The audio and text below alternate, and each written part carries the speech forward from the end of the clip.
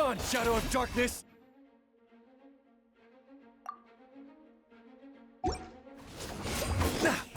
Divine light, shield them! Rally!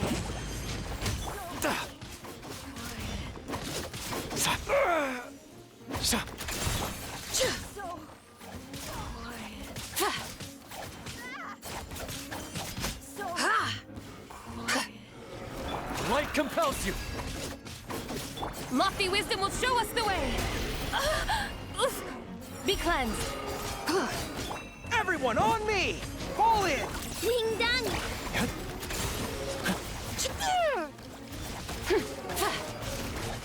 Begone, shadow of darkness! The sky's clear, the glazed moon shines!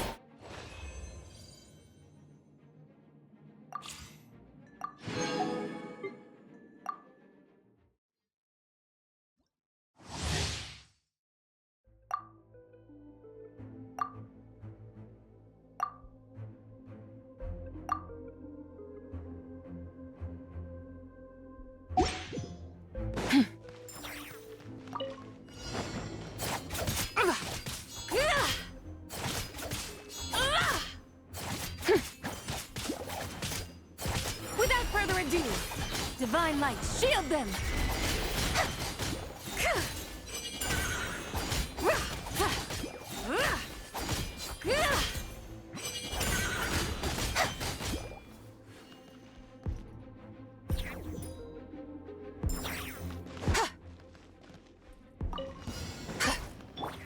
Flash attack! 3 moons converge. Be cleansed! The sky's clear, the glazed moon shines! Smite the dust! Behold, the dawn! You got this! Look, a rainbow! A moonlit night for all. Divine light, shield them!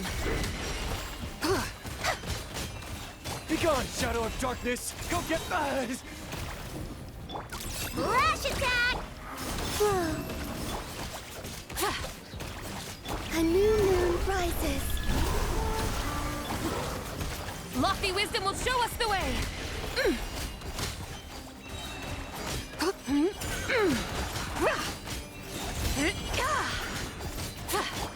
Press the advantage. 3 moons converge.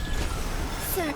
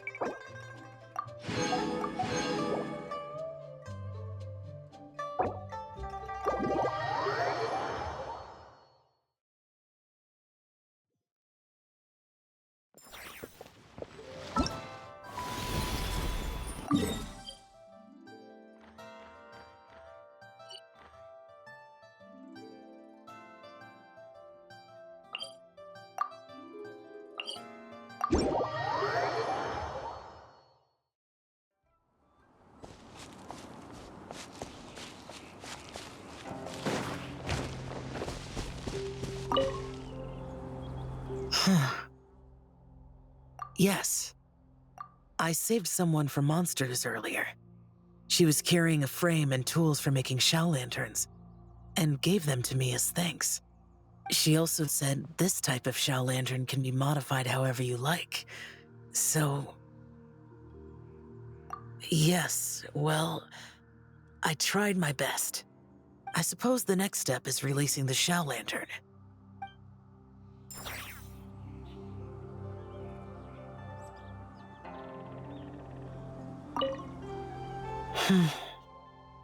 Happy Land.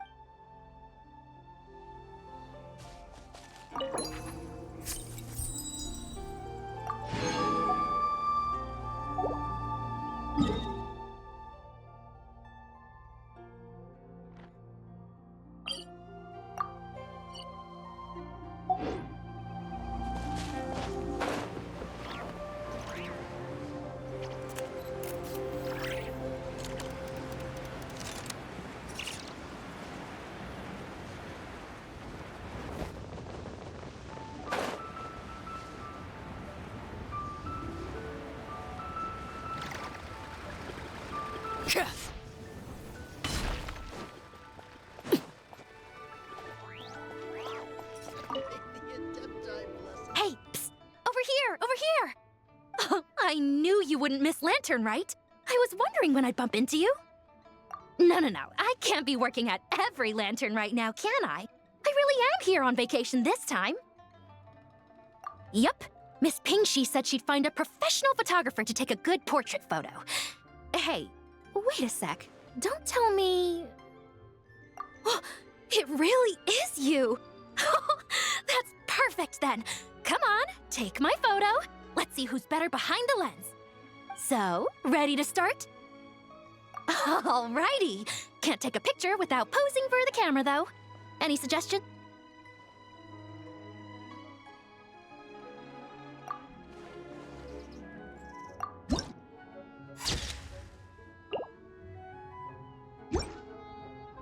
Done?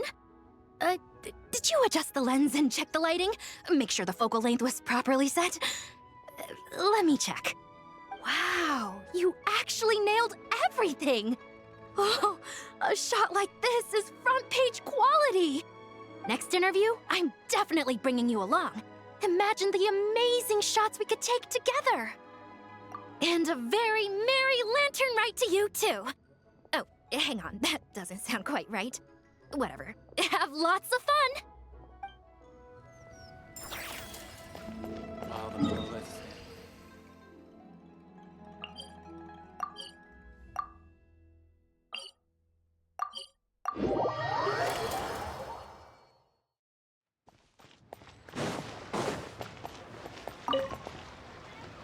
Leo has got so much delicious food. What should I eat next? Oh, how about boiled fish? No, wait. I need to take a picture for everyone back at the tribe first. Traveler? Oh, wow. So you're the pro photographer that lady was talking about? That's fantastic. You're so talented. Of course you're good with a camera, too. Sure. I want to strike a cool pose. But what if it looks weird in the picture? Any advice?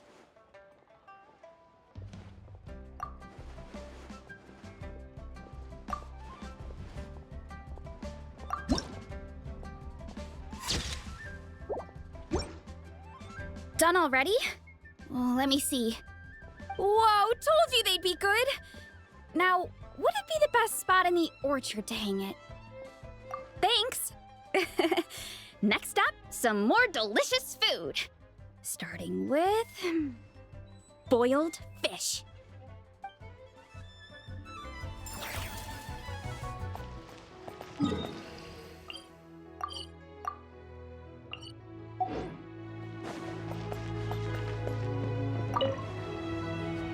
Oh, This is what I get for being impulsive. Making a shower lantern's no joke. Traveler? Oh, ain't that something? It is you! Happy Lantern Right. Yeah, Miss Pinktree gave me the frame, but I designed all the details and made all the ornaments myself. Pretty rad, huh? I even gave Hu Tao a few. Oh, shoot. I totally forgot I promised Hu Tao I'd help her make some shower lanterns, too. I gotta release this one pronto.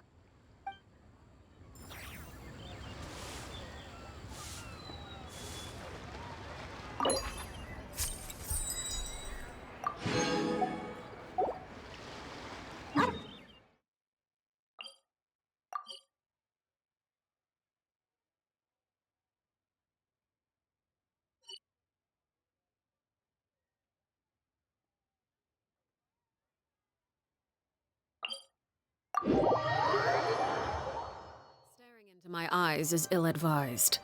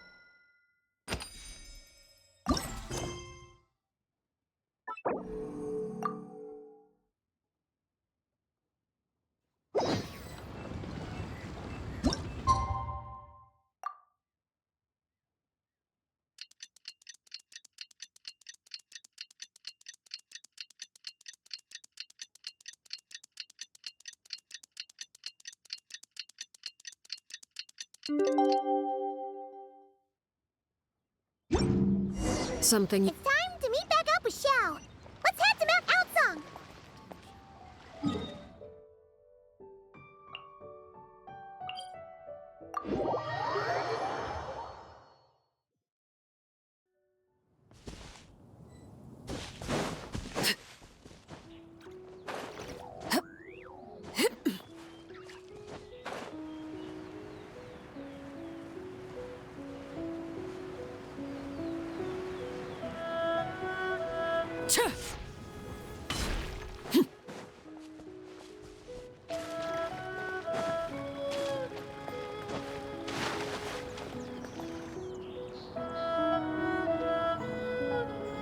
Xiao, Cloud Retainer, Madam Ping, we're here. Any news on Zhongli? Wait, are we missing 2 Adepti? Well, Shenyun banned Mountain Shaper from Mount Outsong for 3 days. Oh, then what about Mooncarver? The scheme to plant mint in one's abode was one those 2 fools devised together? And when it comes to punishment, one does not discriminate. His banishment ends in 3 days as well. Wow, that's pretty harsh, Cloud Retainer. Let's get down to business. We have news of Rex Lapis. Huh? Isn't that... Yes, Rex Lapis's geopillar. It descended from on high this morning. He must have sent it for a reason, but it does not respond to our touch. So, what does it mean? Is he in trouble? Not necessarily. It could be a message only a specific person is meant to receive. Traveler, you alone spoke to Rex Lapis before he left. Oh, so it must be for the Traveler. Give it a try.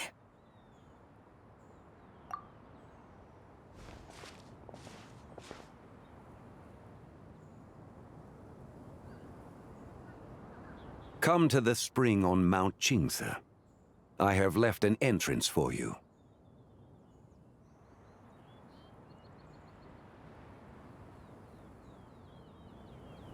Well, Just as one surmised, it seems that Rex Lapis will not countenance our involvement in this matter. That would not surprise me in the slightest. He's always had a soft spot for the Traveler, after all. But be that as it may, we have served Rex Lapis for millennia now. In other words, I'm sure this has nothing to do with favoritism. He's probably just trying to protect us. that's right. So you mustn't let your guard down, even if Rex Lapis is by your side. All right, let's get going. We'll try not to keep you all waiting.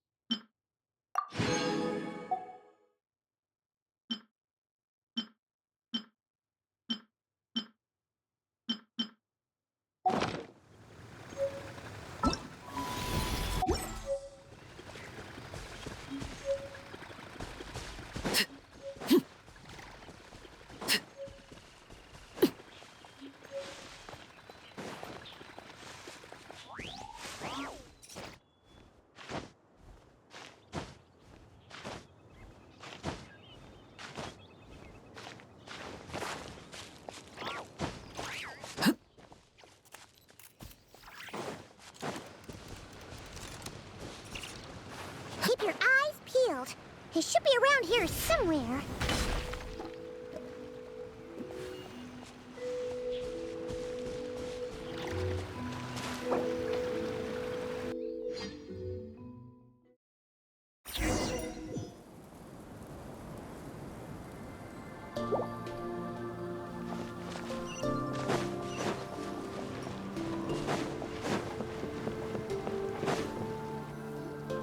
Who could have imagined that the once mighty Geo-Archon might end up so, sitting on a humble stool in the woods, quietly weaving moon lanterns? You really do look like an old man now. This is a Shao lantern, not a moon lantern. In ages past, when the gods waged war and the world was in turmoil, these lanterns were lit to guide fallen warriors back to their homes. Had you tarried in the mortal realm for but a little while longer, you might have become quite accustomed to them. Even so, it bears such a striking resemblance to the moon lanterns they used to offer up to the heavens. Could this truly be mere coincidence? Perhaps in some sense it is, yet in another, it isn't. For instance, who is to say that some of Langan's magnificent jade did not become part of the very foundations upon which Liyue Harbor now stands? It is conceivable that this ritual was transmitted in such a manner too. Now, let's not let ourselves get carried away. For all its splendor, do not forget that, in the end, even Langan could not escape its heaven-sent fate. Alas, it is just a pity that the little creatures of this world may never again lift their eyes to the moon, even should misfortune befall them. But you, Geo-Lord, now that you rule this realm, why take the trouble, not to mention the risk, to visit one who bears such profound guilt as I? Are you not afraid that you might be sullied by the curse of time that was laid upon me? There is no risk to speak of. At least, not in comparison to that which you took when you defied the heavens all that time ago. As I have stated, time and again, it was not I who defied the heavens. Geo-Lord, the ancient affairs of Langan have nothing to do with me, for I am but one of her deadly selves, severed before her demise. My name is not Zebai, but Zichao. Surely you did not take us for one and the same solely on the basis that we may all assume the form of white horses? Sorry to break it to you, but you seem to have found yourself the wrong white horse. Anyway, do tell me, what urgent matter brings you here? Very well then. I have come to ask for Zebai's shade. Oh? So, the Geo-Lord has set his sights upon Zebai's human soul. And what is it that you intend to do with it? The world outside is changing. With the new moon's birth, the confines of the shadow moon are gradually disintegrating. In other words, the heavenly soul is set to return. Consequently, strange phenomena have manifested within Langan's former domain, leading to the earthly soul's reappearance as well. The last of the trio, the human soul, is in your possession. Most intriguing. My intention is to gather all three together, so that an old friend may finally make her return. I must admit, it seems that some remarkable affairs are coming to pass in the outside world. Yet there is one thing you seem to have overlooked, Lord of Geo. Back in the day, it was you that freed me from that painting. And afterwards, I took up arms in your name. Together, we first subdued Chenyu Vale, then brought peace to Mount Qingse. It was for this cause that the contract between us was made. But now that the debt has been repaid, what cause have you to expect my aid? Zebai and I have long been friends. Given not only that you were manifested from a corrupt desire within her divine form, but that you also possess a fragment of her soul, how can you purport to be the wrong white horse? I think you'll find that we are now as separate and distinct as any two beings ever were. What once shone with radiant purity has long become dust. What you see is no longer what it was. Oh, great Lord of Geo, should this still be unclear to you, I bid you take your leave. It seems that the fault lies in my own lack of consideration. As you wish. I shall let this matter rest. Wait! One moment, if you will. Should this not be your opportunity to propose a new contract? The part where you make me an offer I simply couldn't refuse? Even those puny mortals know how to haggle when striking their bargains. Should you, the famed god of contracts, not likewise strive for success through negotiation? Come now, enough with the posturing. It's time to name your price. Very well. I had, in truth, prepared a new contract for your consideration. I knew you would not come before me unprepared.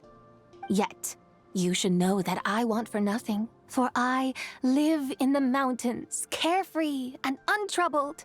Occasionally, I even find sport in teasing the mortals who stumble into my presence.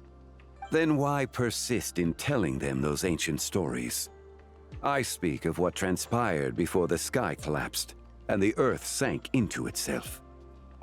That is merely my way of passing the time. And what of it? Would any believe, much less remember, the ramblings of a mountain hermit? Those tales have long since spread throughout the mortal realm. Who? Should my words prove insufficient, I invite you to see the world for yourself. To this end, I have found you a pair of trusty guides. The lanternlit is presently underway in Liyue, and should prove quite intriguing for you. So this, then, is the contract you have prepared for me? Indeed it is. Think of it as a contract for a one-day festive excursion. Surely you do not hope to offer this in exchange for Tsubai's shade. The foundation of my very existence for a little excursion seems a little steep, wouldn't you say? Why not see for yourself? You can always decide afterwards. The final determination, of course, shall rest with you. Is that so? Then perhaps this deal might not be entirely off the table after all. Where then are these guides of which you speak? Hey, it's Xiangli! Oh, we've been looking for you everywhere. We thought you might have gone missing. You're here. So these are my guides. Well, well. They certainly look the part, I'll give you that. Guides? Oh, you poor innocent little creatures. The benevolent Lord of Geo has sold you to me, which means that for the rest of this day, you belong to me. Sold us to you? Just what have you gotten us into, Xiangli? The situation is not quite as dire as that would sound. I ask only that you accompany my Adeptus friend on a tour of Liyue. I would suspect that depends on how well you entertain me. Entertain you? Let us start with this Liyue harbor of which I have heard so much. Nowhere is quite so fascinating as a place teeming with little mortals.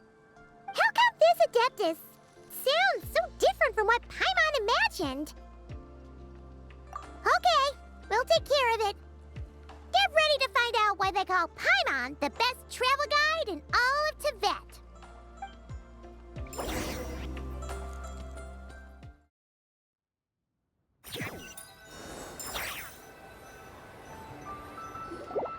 Look! We've arrived at Liyue Harbor. Not only is it Tibet's busiest port, it's also the beating heart of Liyue.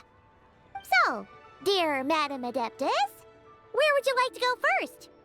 With humble fare and wine to sip, in comfort clothed and soul at ease, one eats, and all the heart's ills cease. So we're heading straight for the good stuff? Well, you're in luck, because Paimon's an expert when it comes to food. There are two two main cooking styles in Liyue: Li cuisine, which is all about mountain delicacies, and Yue cuisine, which is centered on seafood. The most famous restaurants are Liyue Pavilion and Shinyue Kiosk. Oh, now Paimon's starting to drool. Yes, our only option is to go try them both. 2 meals back to back. Both sound like excellent options to me. Are these the kind of establishments that most people might visit on a regular basis? Not exactly. Both Li cuisine and Yue cuisine are known for their pricey ingredients. Definitely not what you'd call the budget options. But don't you worry about that. Just think of it as Zhang Li's little treat.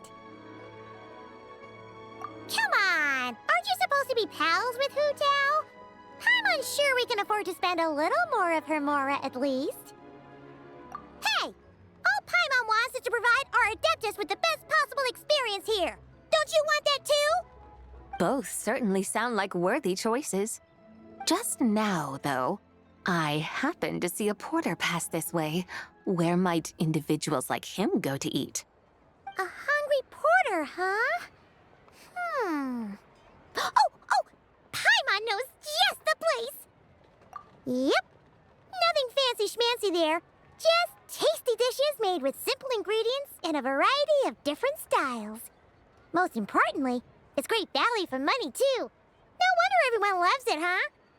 Oh, and the owner happens to be a good friend of ours, too. One mean restaurant. Yes, even the name itself feels lively and down to earth. All right, let's make it our first stop. Yippee! That's a great choice, too. Alrighty, let's head over there right away. Paimon can't wait to dig in. Wamin Restaurant, here we come.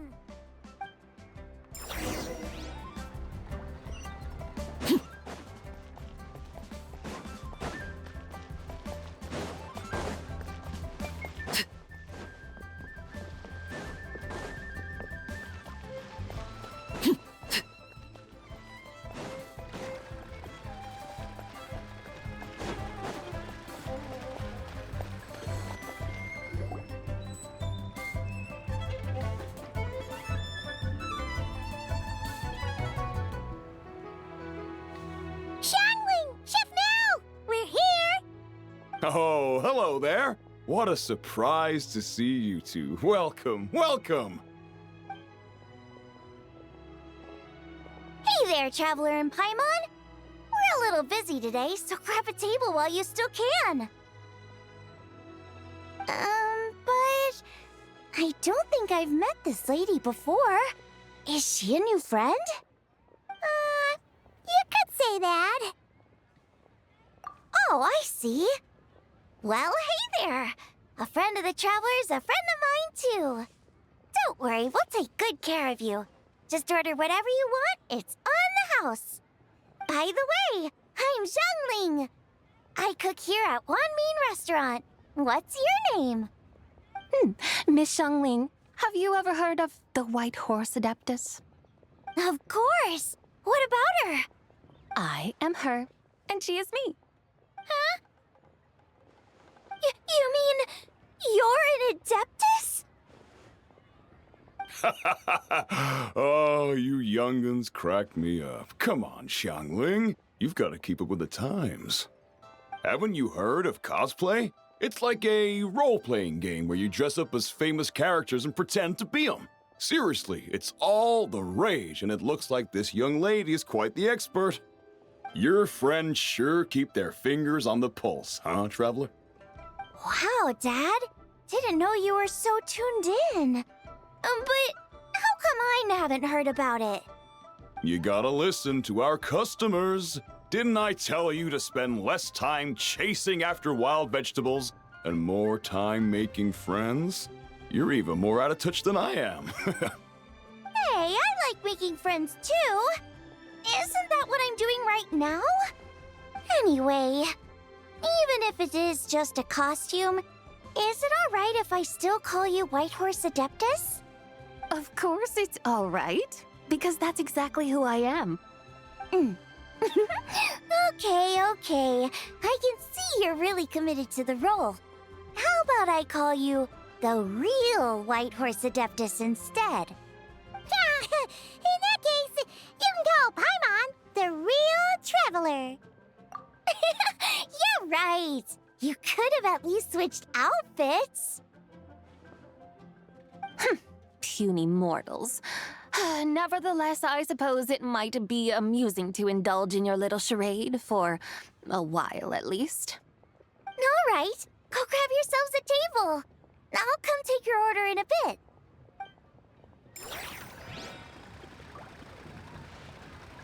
Listen, let me tell you how. That's just plain stupid. Hello. May I ask if Miss Xiongling and Chef Mao are here? Yeah, they're just over there. Wait a sec. Aren't you? So, what would you like to... Huh? You're... Hello, Miss Xiongling. It's me, Lu Xiongxiong, the one who broke some stuff here at your restaurant a few days ago. I just wanted you to know how sorry I am.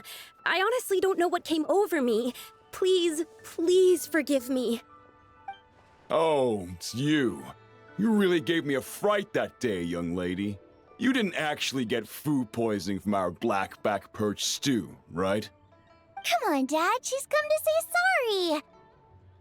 It's all right, Miss Lu. You must have been feeling a bit off that day. You're looking so much better now, though. Why don't you grab a table, too? This one's on the house. No, I couldn't possibly.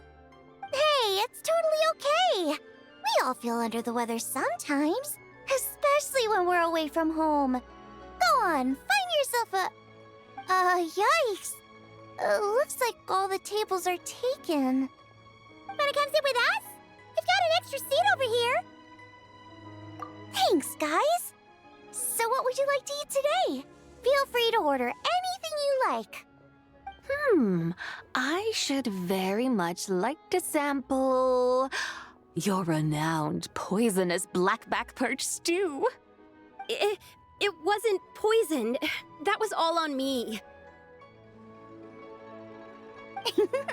So that's one portion of blackback perch stew. How about you guys? Paimon wants...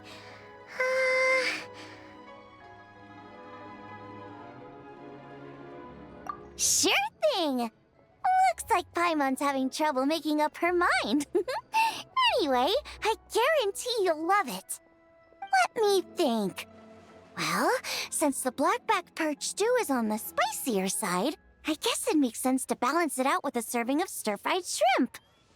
And since it's lanternlit season, you better try out the triple-layered consommé and come and get it too! Those are our seasonal specialties. As for the carbs, since we've got a full table, how about some right at home? Along with our special chili mince cornbread buns. Trust me, you won't be disappointed. Then for dessert, I'll whip you up some Lucky Snow Delight. I just came up with it a few days ago, and I can't wait for you to try it. Wow! Sounds like quite the feast. Looks like Paimon's in luck today. Am I the only one who thinks that's way too much? Not at all. Don't worry, I know what I'm doing. And to top it all off, our star dish, Adeptus Temptation.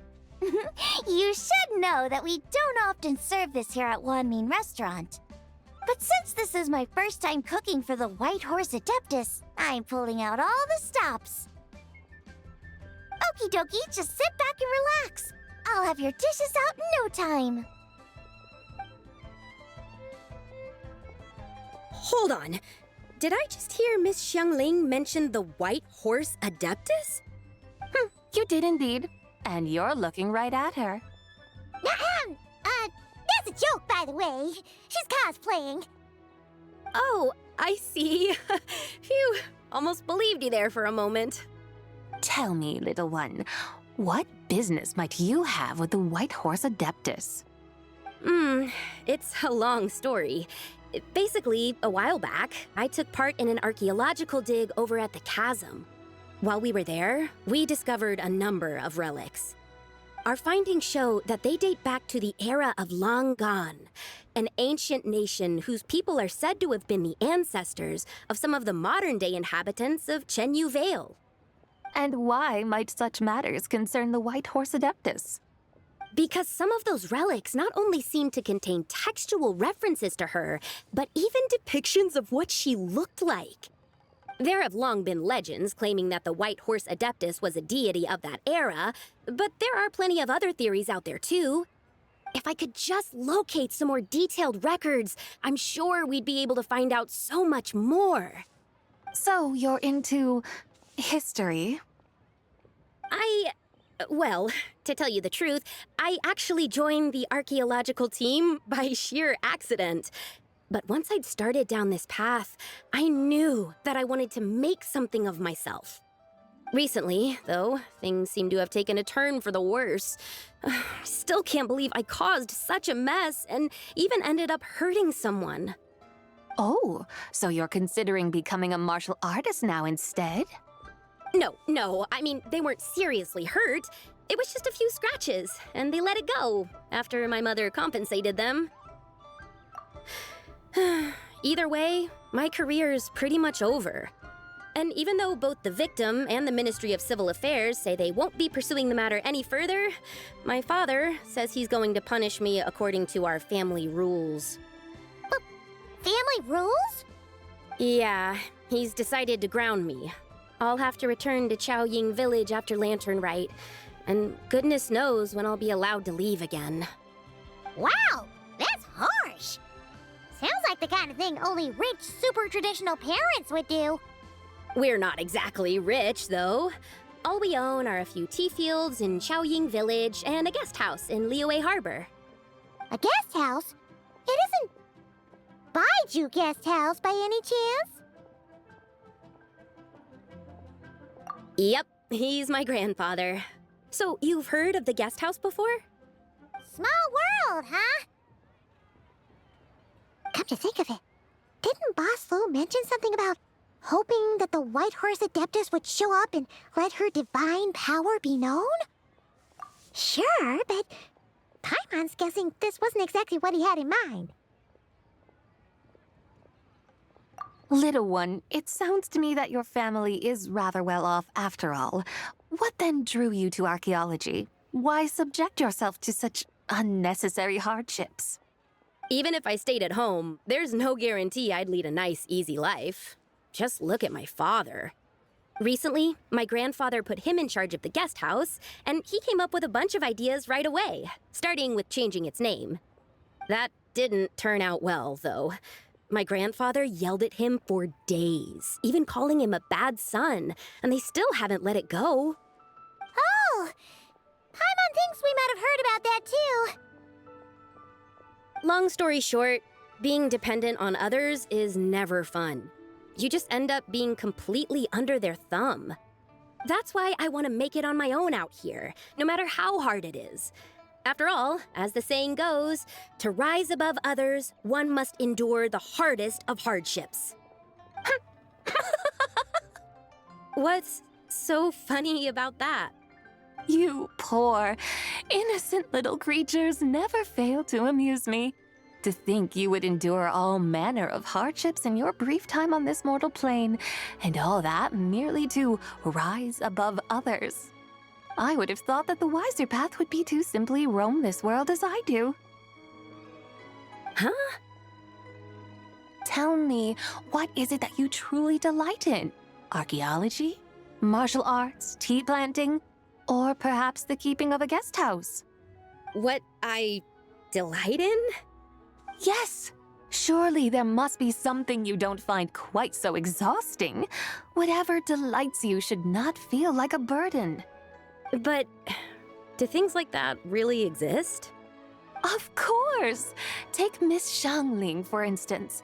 I defy you to detect even a hint of hardship on her face when she wields her walking spatula. So, Since it seems you are resolved to tread the rocky path, you should strive with all your might to pursue that which brings you delight.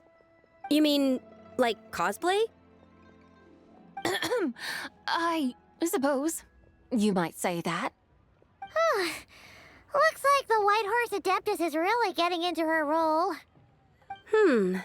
I think I get what you mean then. Maybe I should have a chat with Miss Xiangling before I head home. Okay, everyone. Sorry to keep you waiting. Here's your food. Wow. It all smells so good. Oh, finally! I get to try that famous poisonous stew. Hey! Didn't you hear what Shang said? It wasn't the stew. If anyone's to blame, it's that other you. What's up? How fiercely this mortal fare burns upon the tongue!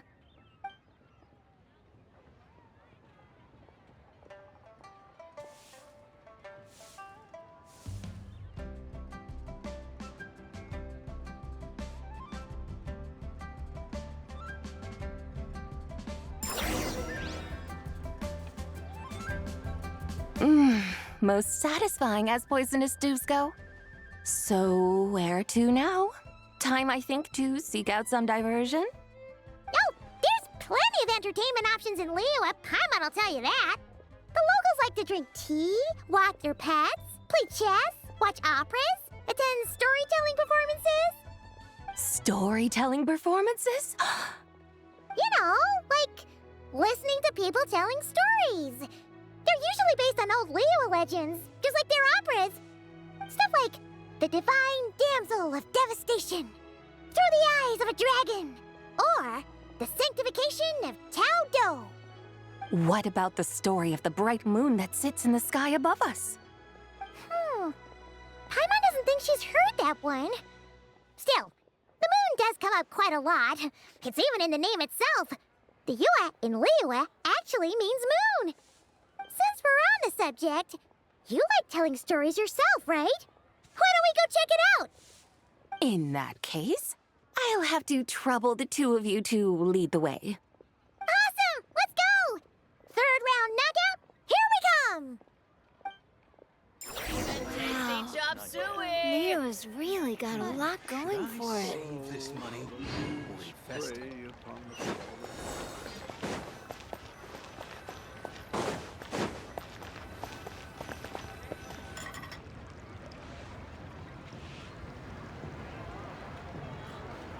What a tongue twister.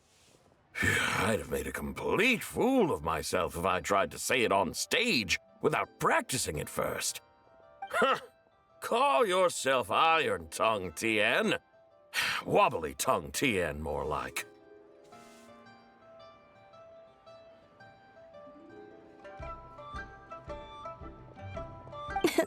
I used to have that problem a lot.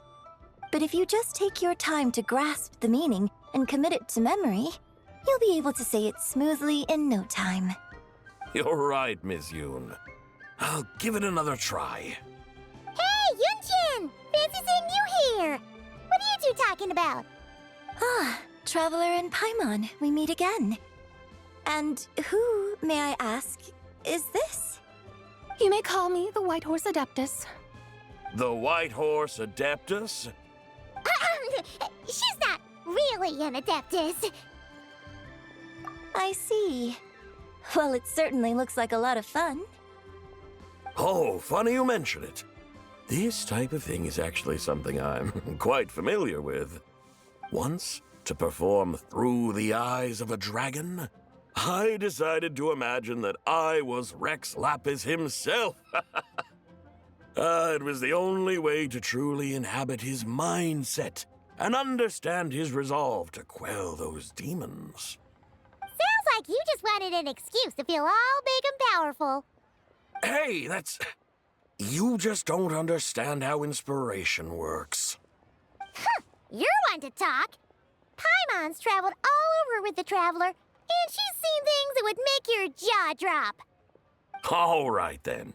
Since you claim to be so knowledgeable, why don't you prove it by reciting an ancient poem? An ancient poem? Which one? Ha! See? You mean to tell me you've never even heard of the ancient poem called An Ancient Poem? What kind of a title is that? Quit teasing, Paimon. We only just found out about that ourselves. He's talking about the writing on those ancient relics. When we first saw it, we couldn't figure out what it all meant. So in the meantime, we decided to just refer to it as an ancient poem. However, thanks to the painstaking work of the scholars who were tasked with decoding it, it seems like that's exactly what it was. Or rather, an ode offered in veneration of the moon and the White Horse Adeptus. Oh yeah! Didn't Kuching mention that before? It's got something to do with Longon, right? That is correct. The Ministry of Civil Affairs has issued a notice stating that, although it is true that the moon may disappear tonight, we should be in no danger. In other words, there's nothing to fear. But if you're worried, we can always take a leaf from the Book of the Ancients. By reciting this poem, I mean, and calling for the White Horse Adeptus's aid. If we do that, I'm certain she'll protect our moon and keep us safe. Oh, seriously? Paimon has to get a look at this.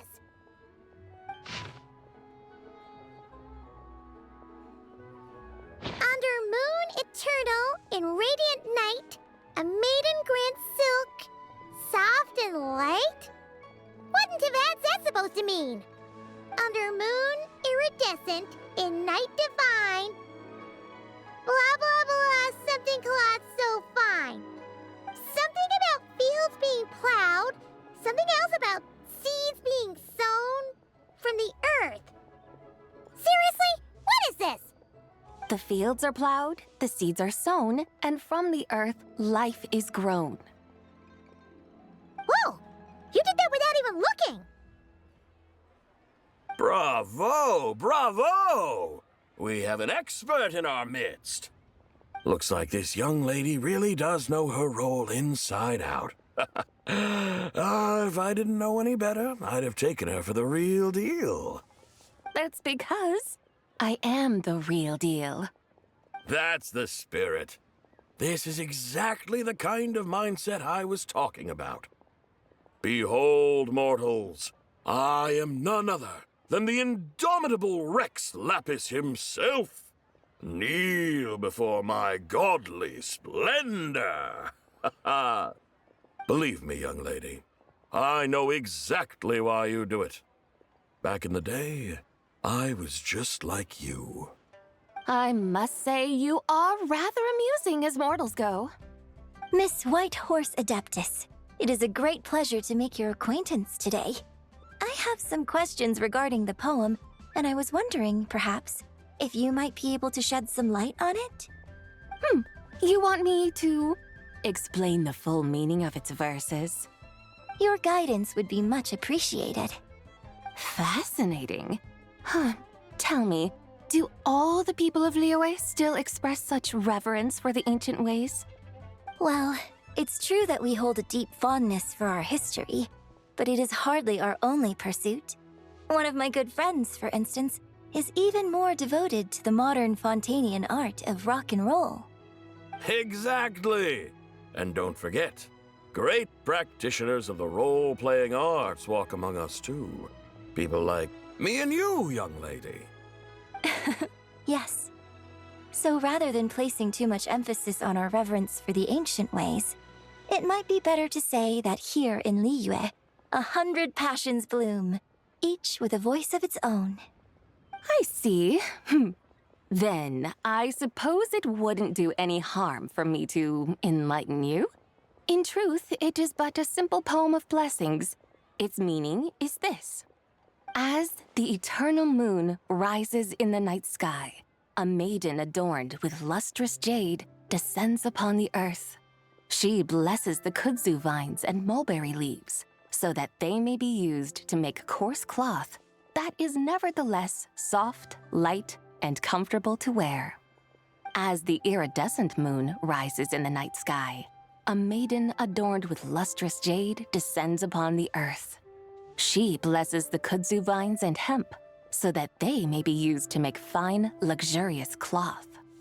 As the frost moon rises in the night sky, a maiden adorned with lustrous jade descends upon the earth. She blesses the mugwort and artemisia, so that they may be perfect for divination. So she really did come down from the moon? She shows the people how to use the plow and spade to purge the land of weeds, till the soil, and heap up the earth to make it fertile. Then with the hoe, she teaches them to sow their grain, bestowing the promise of life upon every seed. She blesses the millet and the beans, ensuring that their stalks and vines stretch forth without end. She graces the wheat and the rice, so that their heavy heads are filled with plump, glistening grain. Sounds like she's a real pro at all this farming stuff. The fruits of the field are harvested and brewed into sacred wine for honored guests. This we reverently present to the divine maiden, with every ceremonial step flawlessly observed, so that she may witness the depth of our piety and respect. Oh, divine maiden, how can your graceful presence in the sky not seem like that of a fairy descending from the heavens? Oh, divine maiden, how does your pure and radiant form not resemble the guardian spirit of our land? I send my heart's desire, ascending to the heavens, beseeching you to grant us good fortune and blessings in the coming year. Huh? So, that's what it's supposed to mean?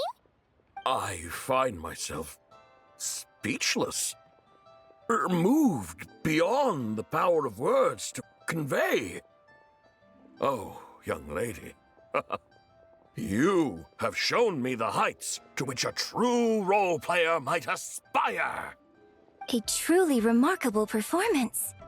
I did not anticipate that anyone could unravel this poem with such depth and clarity, and so soon after the Ministry of Civil Affairs notice, too. I'd even begun to consider myself somewhat versed in the matter, but as they say, there's always someone more knowledgeable out there. Allow me to extend my thanks to you, Miss Whitehorse Adeptus. You are far too humble, young one. I must confess, it is I who have been surprised, not only by you, but also by this Liyue harbor of the present day. Ah, so you're not from Liyue. And what, may I ask, has surprised you about it? Oh, it's nothing really. Just some old memories scattered here and there. Very well, my guides. I suppose it is time we set forth on the next part of our excursion. I'd like to go see that wharf now. What say the two of you? No problem!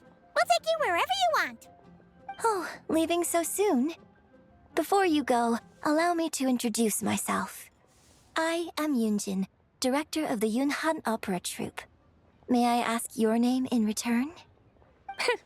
My own name is scarcely worth mentioning, but since you asked, perhaps I'll tell you the title of that poem instead. Huh? So, it isn't actually called an ancient poem? Of course not. Its real title is Odes of Long Zabai. Odes of Long Zabai. All right then, until we meet again.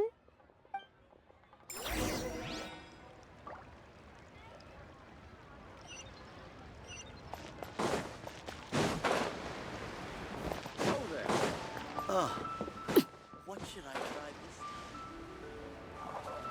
time? Could that be She's boat?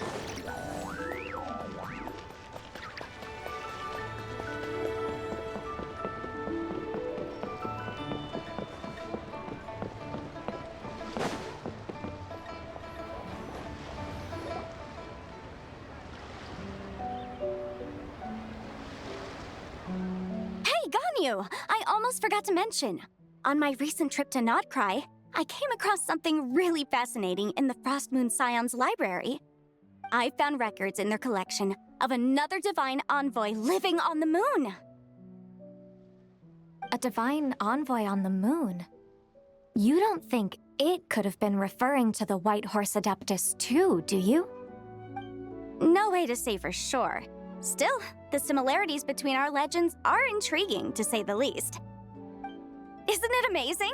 especially when you consider how far apart we are. It truly is. We might live in different lands, but when we look up at the night sky, we all see the same moon and stars. Right?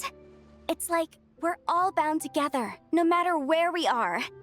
When you think of it like that, it's almost as if our friends from other nations will be right here celebrating with us. Isn't that a wonderful thought? No wonder you were so excited to go see the giant lantern when you first got back. Sounds like you're a real fan of the White Horse Adeptus, huh? I guess you could say that. Just a pity she's so elusive.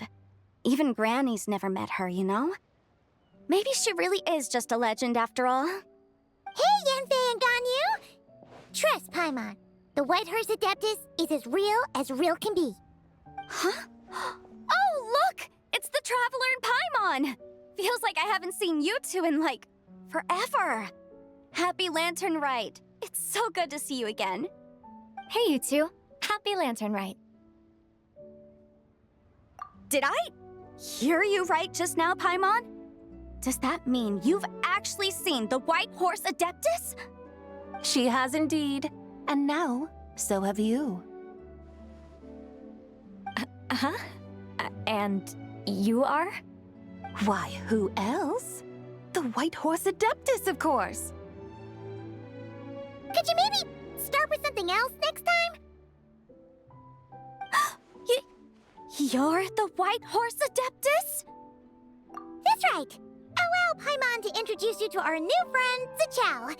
She's been low-key obsessed with cosplaying the White Horse Adeptus ever since we met her. I see. Well then, greetings, Miss Zichao. My name is Yanfei, and recently I've been low-key obsessed with learning everything I can about the White Horse Adeptus. I'm sure the two of you will get along like a house on fire. Oh, and by the way, I'm Ganyu. So, Miss Zichao, you must be here to see the giant lantern too, right? A horse-shaped Zhao lantern? Is that what I think it is? That's right. A lantern made to honor the White Horse Adeptus herself. Isn't it gorgeous? Huh? What are you laughing at? Both the lantern and myself. What do you mean? Oh, this lantern truly is an artistic masterpiece. But tell me this, have any of you ever seen a horse before? Come to think of it, Paimon can't remember ever actually seeing one herself. What about you, Traveler? Oh, this horse appears to be mid-trot, but it has adopted what is called a lateral gait, where the legs on one side of the body move together in unison. A rather rare sight indeed. Just now, I suddenly pictured myself, I mean, the White Horse Adeptus running the same way. The image was so absurd, I could barely contain my mirth. Oh, really? I never knew that. You learn something every day, huh? Oh, come on! It's basically a giant piece of fan art! Who cares if it's different than the original? I was merely laughing at my own ignorance. I came here thinking that the White Horse Adeptus's tale had been long forgotten. Yet here I am, gazing upon a lantern made in her honor. Well, you couldn't have been more mistaken. There are so many tales about the White Horse Adeptus, I'm starting to lose count. Just off the top of my head... Just so you know, Yanfei, we've heard it all like a million times before. Uh-huh. But there's one thing I can guarantee that you haven't. Huh? You mean like a new chapter of her stories come to light? Mm-hmm. And I heard it from Ganyu just yesterday. Hey, why don't you share it with the others? Sure, no problem. Where to begin? Do you guys still remember what Liyue's Moon Chase Festival is about? Of course! It's a festival held in honor of the Stove God! That's right. But it took a really long time for the Stove God Festival to become what it is today. In its earliest form, it was actually an adeptal ritual known as the Moon Chase Rite. Paimon remembers Madam Ping mentioning that before, but she never explained exactly what it was. According to Cloud Retainer, the Moon Chase Rite was originally a ritual meant for communicating with the moon. Communicating with the moon? But for what purpose? At first, Cloud Retainer wasn't entirely sure either, as it was always Rex Lapis who performed the ritual. Whoa! Rex Lapis did it himself? Must have been a really important ritual. That's right. Unfortunately, despite numerous attempts, they never actually received any response from the moon, which is why they eventually stopped performing it. But then, just yesterday, Kutching took a picture of the moon being obscured by a dark hole to Cloud Retainer and asked if it had anything to do with the Moon Chase Rite. The moment Cloud Retainer saw it, it suddenly dawned on her that the rite might have been an attempt to reach the White Horse Adeptus all along. Does that mean Zhongli's been trying to bring back the White Horse Adeptus all this time? So how about that? Bet you never thought there might even be a link between the White Horse Adeptus and the Moon Chase Festival. If Kutching hadn't taken that picture to Cloud Retainer, we would never have known any of this. This is probably what Kutching was referring to that day when she mentioned there were some ideas she wanted to follow up on. So, Geo Archon. All this time, you've been striving to awaken her. Huh? What do you mean, awaken? Nothing. What I truly meant to say was, this new insight you've provided has been truly eye-opening. Oh, by the way, my trusty guides, I've been meaning to ask, where in Liyue Harbor might one enjoy an expansive scenic view? Huh? We're off to the next stop already? But Paimon's barely done digesting that lore bomb just now. All the more reason to find the right spot to let it sink in. Oh, so that's what you're up to. A tour of Liyue Harbor? In that case, if you're looking for a spot with a panoramic view, I'd recommend Yujing Terrace. That's a great idea. Since the terrace is on higher ground, the sea view from up there's so much better. Great! Well, the lantern rite's about to start, so we should get back to Granny's now. Hope to see you all at the festival tonight. Oh, you're off too? All right then. See you both soon. See you soon.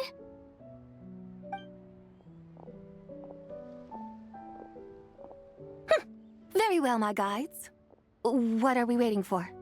Okay, you're the boss. Yujing Terrace it is. After all, the customer's always right.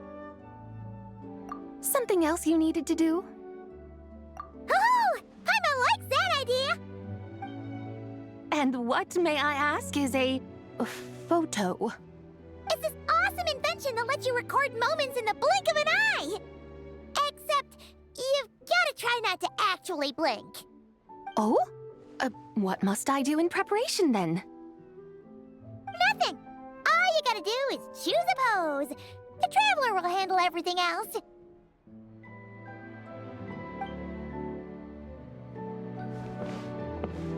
Come on, let's give it a try. Look, we got a great picture. Paimon's gonna call it The White Horse Adeptus Meets the White Horse Adeptus in Liyue Harbor. Huh. They've even discovered a way to preserve moments in time. Now I truly am curious to witness what else these mortals might accomplish. Very well, let us proceed. Yujing Terrace lies in that direction, does it not? Hey, wait for us!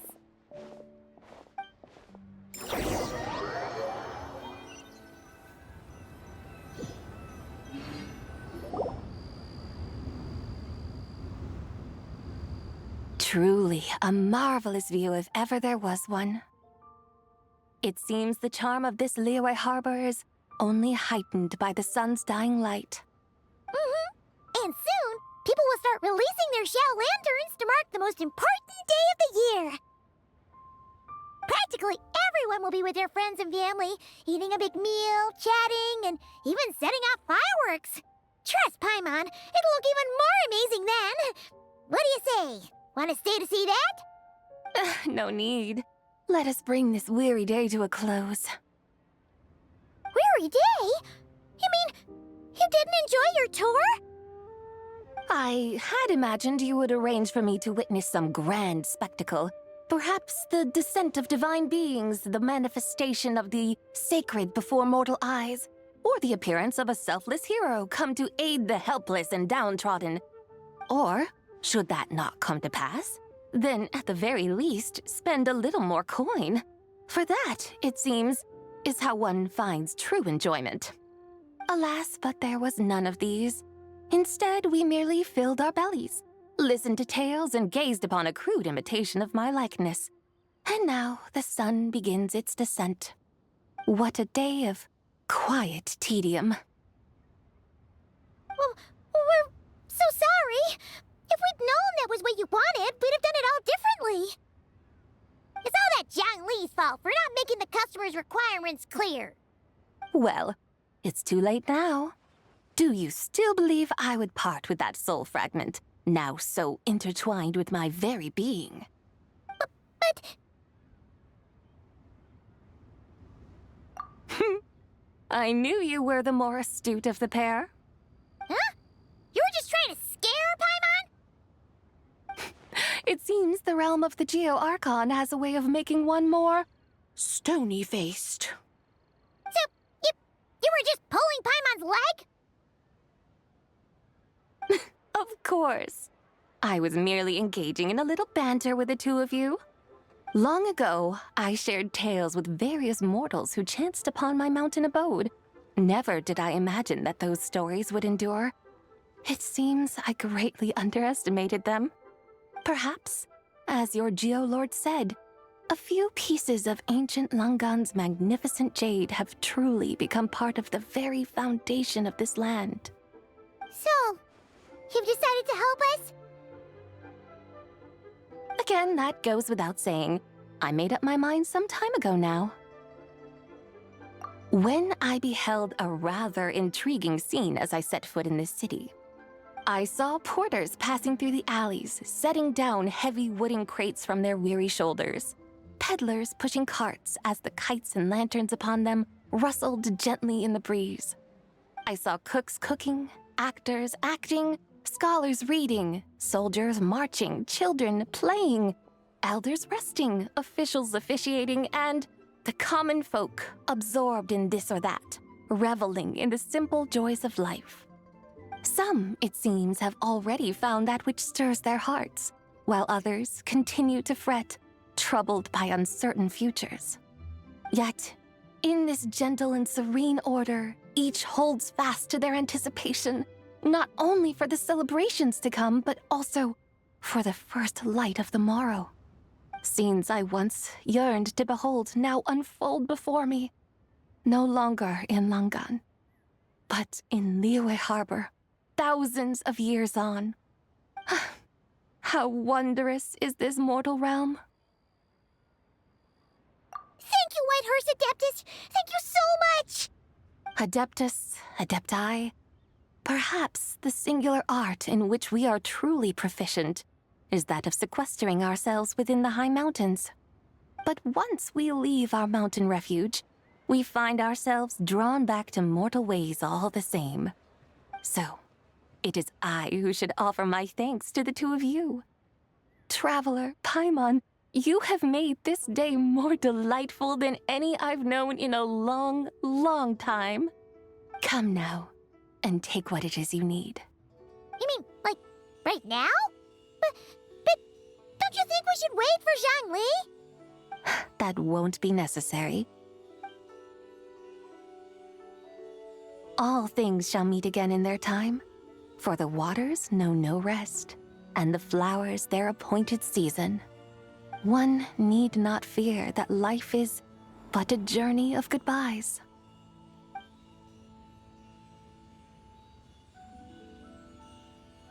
Is she gone?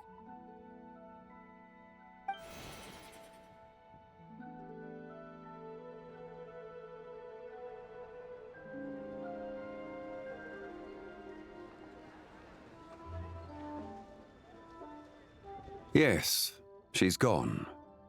A deadly self is formed from the body's impure vapors, so naturally it cannot survive long in this world. Had it not been sustained by the remnant of Zibai's soul, it would have faded away a long time past. Now that the remnant is gone, it has severed its ties to the mortal world.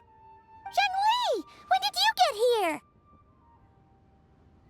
A while ago. Paimon would have thought you'd at least want to say goodbye. Though mountains endure, the ceaseless waters will, at last, wear away their sharp edges. Thus,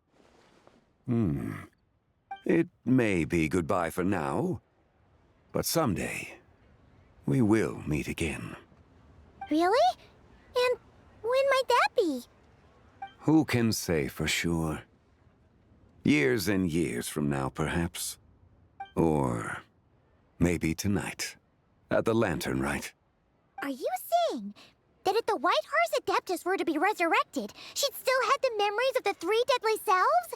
That she'd still remember us? We will find out soon enough.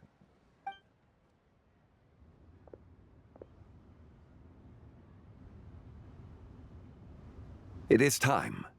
The rite is about to begin.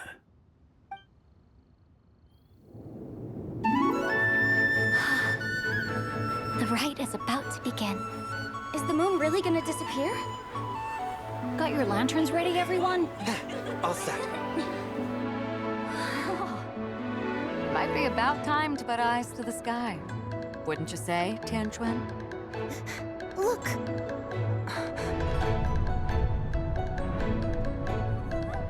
When the sun's out, eat the sun. When the moon's out, eat the moon. Whoa, is this the lunar eclipse?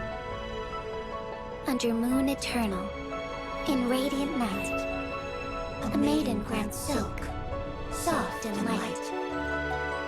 Under moon iridescent, in night divine, a maiden grants fiber, cloth For so you. fine. Under moon of frost, in night so great, a maiden grants tools to divine our fate. The fields are plowed, the seeds are sown, and from the earth, life is grown. The seedlings stretch, the crops do rise, and all unfolds before our eyes.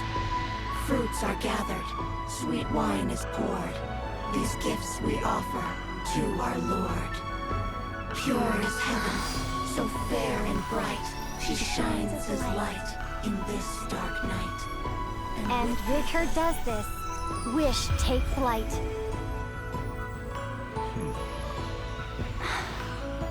Devoted soul, scattered and unbound. Let this lantern guide you home. By its light be found.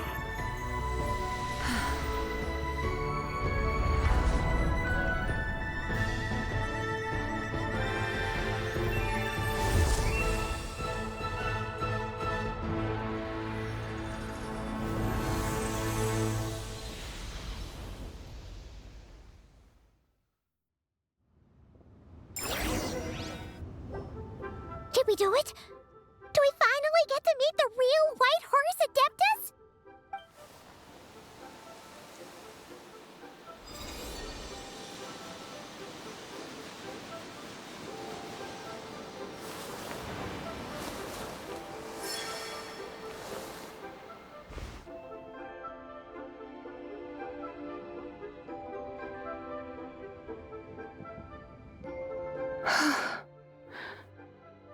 This place.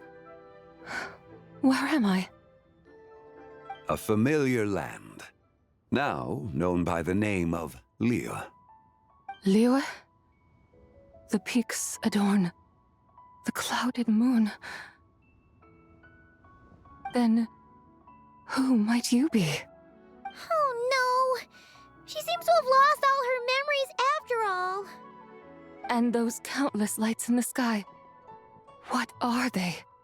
These lights, each like a dwelling in glad accord, usher in this day of joyous rebirth. And whose rebirth might that be? That of my old friend, Zibai. Zibai? Yeah, that's you! Don't you remember anything at all? That's... me? Oh, yes. The envoy of the Lunar Palace. My name is Zibai, indeed. Then you must be...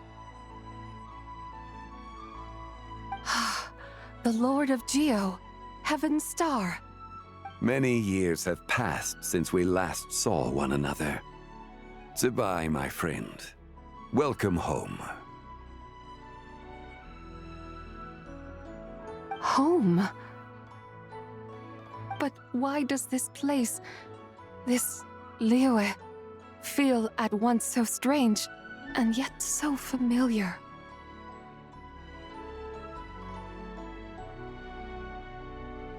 Who you are? Who are you? Ah, yes, I remember now. You are that treasure-hunting damsel, the one stricken by the poisonous fish stew. How goes your quest for treasure? You must have achieved both fame and fortune by now, I trust. Hey, you've got it all wrong! You're talking about Lu Xiangxiang. And how many times do we have to tell you? She wasn't poisoned! Sheesh! Hmm? But I could have sworn... Oh, that's right. You're that impudent blonde youngster who kept meddling in my affairs. And to think you even had the audacity to presume yourselves worthy of being... What was it again? Ah, yes, of being my guides. How very wonderful to see you again, my most faithful and beloved guides. I trust all has been well in my absence? Well, she finally got it right. But that sudden mood swing felt even weirder. It's like her head's packed full of slimes. It is possible that her cells have not yet settled. After all, they've only just been brought back together. It may be some time before she fully recovers. Huh? You mean, kinda like she's still half asleep? That I cannot say for certain. Perhaps a few days. Perhaps a few years. A few years? Mortal years are but a poor measure when divine beings tread the realm of dreams. Well, if you say so. Anyway, at least she's whole again, right? That already seems like a pretty good outcome to Paimon. Yes, there is little cause for worry. We need only wait and let time take its course. Say, what are those little creatures over there up to? Celebrating Lantern Rite, of course. And those lights up in the sky? Those are all Shao lanterns. This year, each and every one of them carries a little wish inside. Lantern Rite. Then, may I join in too? Of course! Why else do you think we've been running around like headless chickens these past few days? Tell you what, Traveler, why don't we take the White Hearse Adeptus out to celebrate? Who knows? Maybe seeing some familiar faces might help her find her feet? Hey, Zhangli! You've got some time on your hands now, right? Why don't you come along with us? By no means a bad idea, Paimon. Oh, and Zibai, before Paimon forgets, when we meet the others later, remember to wish them a happy Lantern Rite. Happy... Lantern Rite? Happy Lantern Rite! Yes! Happy Lantern Rite indeed. Well then, let's go!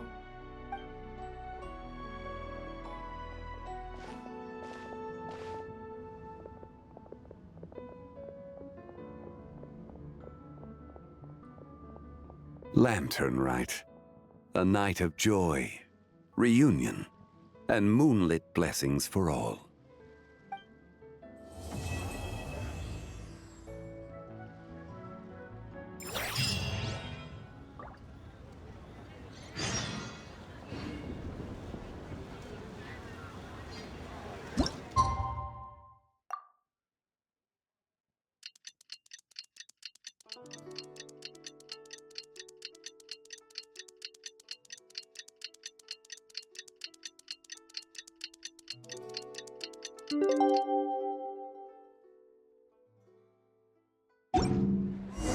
Paimon wonders how the White Horse Adeptus is getting along.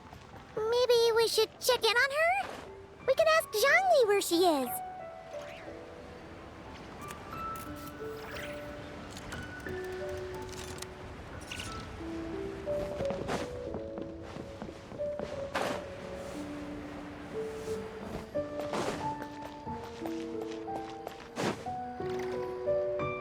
Oh, looks like Zhangli hasn't stopped by for tea today. Hey, are you two looking for your friend? Try going up that way. Is Zhangli up that way? No, but that young lady who was dressed up as the White Horse Adeptus the other day is. She's your friend, right? I just saw her head toward Wanmin Restaurant. I was wondering why she was eating alone. But then you two showed up hot on her heels. Oh, what luck! We were just on our way to find her. But what's she doing at Wanmin Restaurant? I have no idea. I said hello, but she completely ignored me. She couldn't have forgotten who I am, right? I mean, we're kindred spirits, aren't we? Maybe she's still half asleep, but her brain might be a little fuzzy. Oh, that makes sense. I was wondering why her eyes were so red. Her eyes were red? Oh, that doesn't sound good.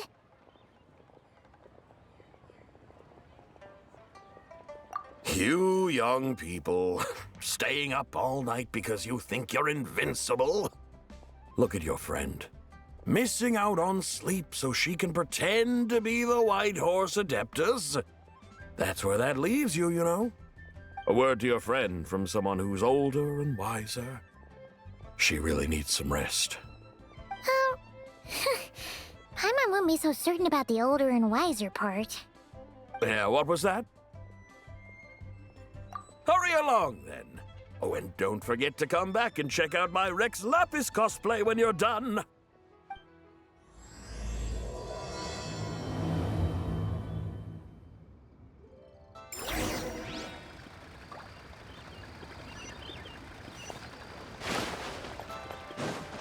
Cheap and tasty chop suey!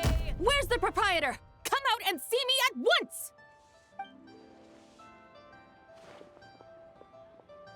Xiangling and Chef Mao aren't here right now. What can I help you with? And who might you be? My name is Shenhe. I work here at Wanmin Restaurant. Shenhe. Shenhe. Are you that crane adeptus who loves planting mint? It's been a few days. Have you improved your gardening skills? Did you manage to cover the slopes with mint? Mint? I don't know anything about mint. But I am familiar with Xingshen and glaze lilies. Ha! Already casting mint from your mind. How can a practitioner of self-cultivation be so fickle, chasing after every new plant that catches their eye? I'm not sure I get what you mean. Are you delirious from hunger? Would you like something to eat? Shenhe! White Horse Zabai! So this is where everyone is! Traveler, Paimon. It's been a long time. Happy lanternlit. Is this customer a friend of yours?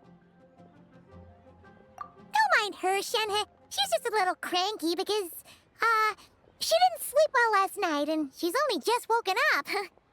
Look how red her eyes are. I see. In that case, Miss Zabai, I have a tonic here infused with Xingshen.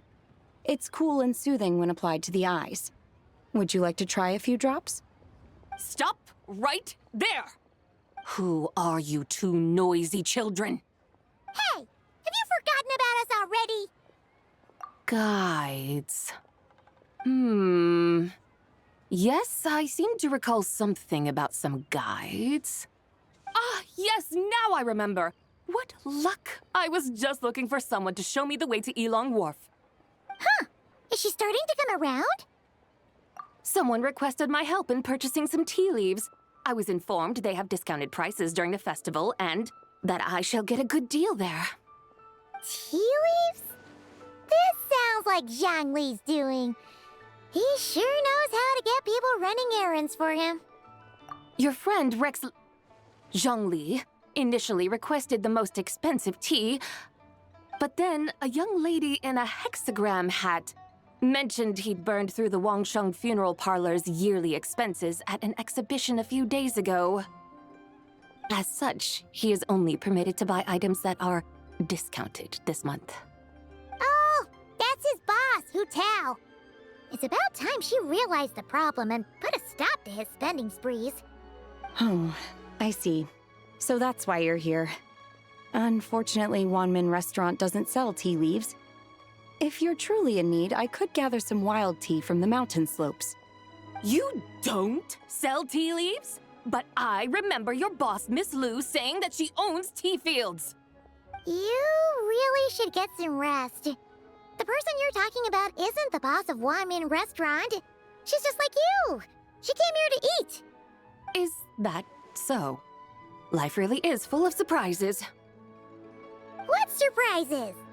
Your brain really is as gooey as a pack of slimes. Paimon can't believe Zhongli entrusted you with going all the way to Yilong Wharf and buying tea. That would be excellent, my dutiful guides. Ah, yes, Miss Crane. I apologize profusely for my improper behavior just now. Please forgive me. I completely understand. Master often says that the human body is like a mechanism in need of regular maintenance. When a person cannot rest at night, they are sure to become irritable and on edge. Miss Crane, you appear reasoned and compassionate on the surface, yet I sense dark forces churning within your spiritual core. Those red ropes you wear are what bind them, am I correct? Oh, you can sense that? Indeed. I also sense that with your strength, you try undoing one or two of those bonds when training. Untie Shen has ropes? Wouldn't that be risky? Though the use of red ropes to bind the soul is a wondrous technique, practitioners must eventually learn to break free from external aids and look within themselves for restraint. Master has told me similar things, but I am not ready yet. Your self-cultivation has progressed far enough. Then I will seek further guidance from my master. If you still have doubts, you can find me at the Baiju Guest House. I'll be taking up residence there for a while. For now, my dutiful guides, let us be off.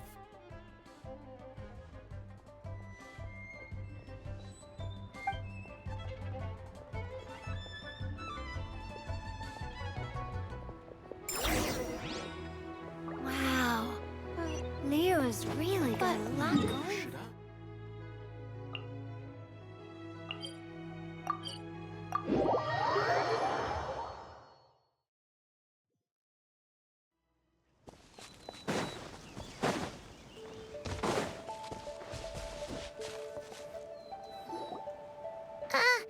Aren't we going to Yilong Wharf? How do we end up on this mountain? Is that small town over there not Yilong Wharf? I sense a familiar scent wafting through the air. You're right! Except for the smell part. Paimon doesn't smell anything. That is because this scent is the essence of jade, which can nourish the spirit. Oh, yeah! Chenyu Vale does have a lot of jade, but Paimon didn't think jade smelled like, anything. Naturally, this has reminded me of something. And what's that? A few simple tricks for mastering one's power.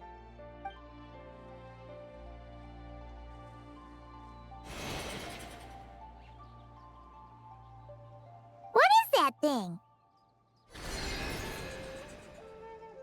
I'm sure you've been to Yilong Wharf many times before, but I wonder if you've done so while cruising through the air. You've been such dutiful, dedicated guides, so allow me to offer this fresh experience as recompense. Please step in.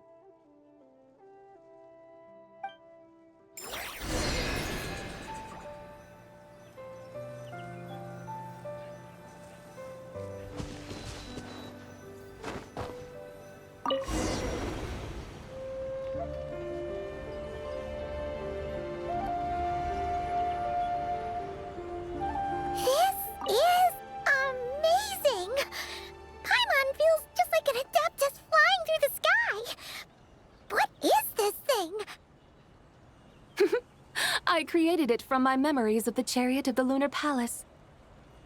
Many years have passed since I last laid eyes upon it, so there may be some discrepancies.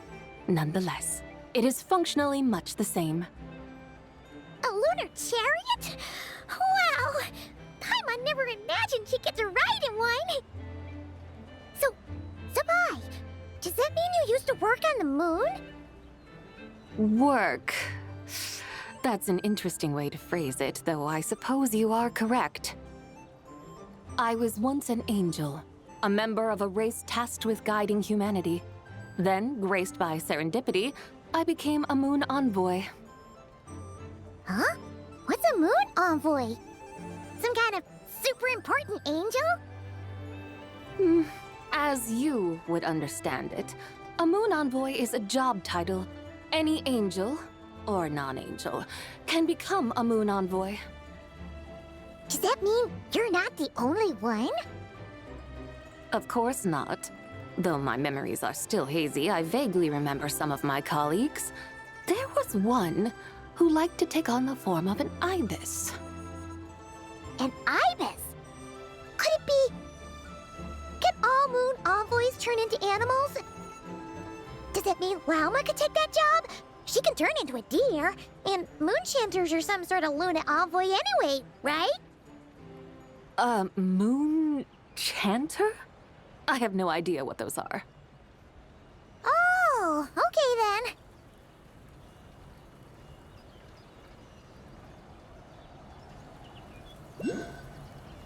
Look! Paimon thinks she saw a tea vendor over there! Very well. Let's take a look.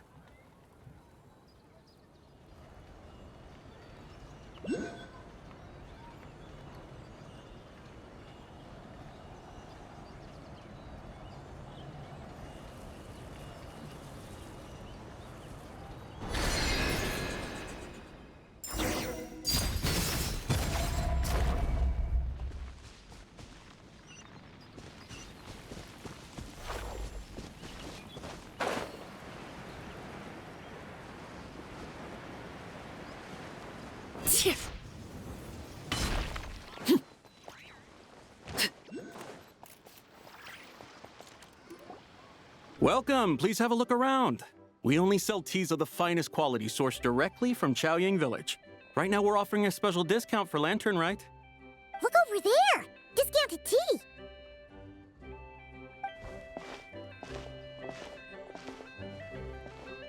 Dear customers, are you looking to purchase some tea leaves? I can see from your bearing that you are no ordinary customers. My humble shop has some exquisite teas that should satisfy your more refined tastes. We're not here for quality. We're looking for a discount. A discount? Well, that's a coincidence. Our Sunglaw tea is on sale right now. A special festive offer. Something about the name of that tea sounds familiar to Paimon. Buy 3 boxes of Sunglaw tea during the festival to get 10% off. Buy 4, get 20% off. Buy 10, but... That's right! 10 boxes at half price. Have you been to our shop before by any chance? Oh, Paimon's definitely heard this spiel before.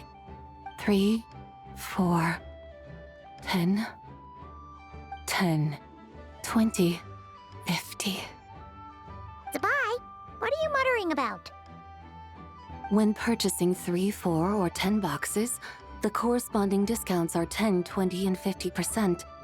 The intervals between the two sets of numbers are 1 and 6, and 10 and 30. Look! Her eyes turned blue! That's gotta be a first! If the differences between intervals remain equal, the interval after 6 should be 6 plus the difference between 6 and 1, which is 11. Similarly, after 30, the next interval should be 50. Therefore, extrapolating upward, the next two numbers in each set should be 21 and 100. You're making Paimon's head spin. Those numbers, what do they mean? They mean that if we buy 21 boxes of Songla tea, we should get a 100% discount! 100% discount? You mean we'll get them for free?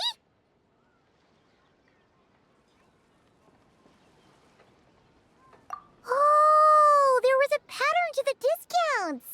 Is that right? The pattern we speak of is mathematics, little one. A pattern that is always right. That's amazing!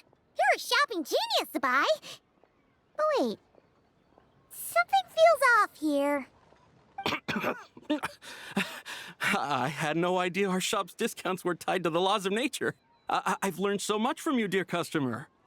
No need to thank me. Now, please give us our 21 boxes of free tea. Wait! What's the matter? Paimon just realized what it is that's not right. It took you long enough.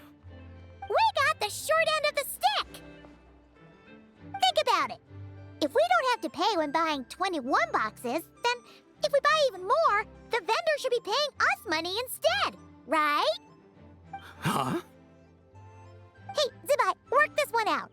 If we buy 100 boxes, we'd make loads of money, wouldn't we? It stands to reason. Wait a moment, dear customers. Don't you think you're haggling a little too hard? You are the one dictating the discounts. We're simply extrapolating the numerical patterns within.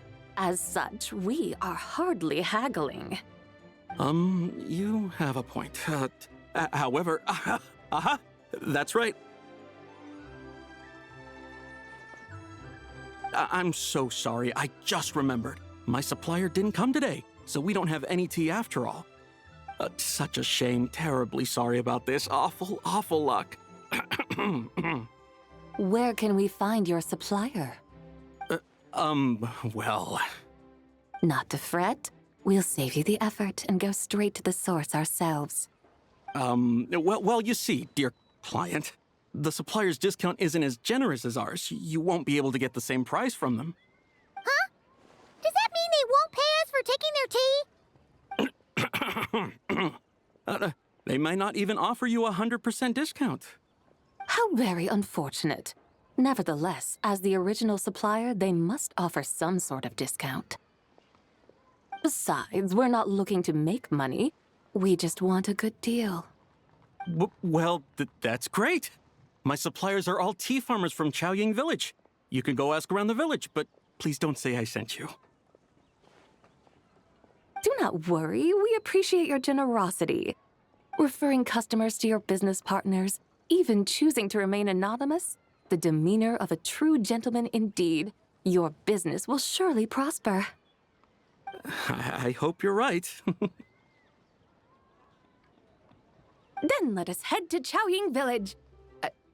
Do you know the way, my guides? Of course! Just follow us!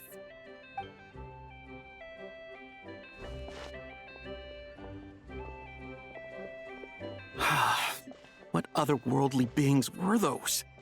Thank the heavens I managed to send them on their way. I should hurry home and pray to the White Horse Adeptus. May she bless me such that I never encounter such customers again.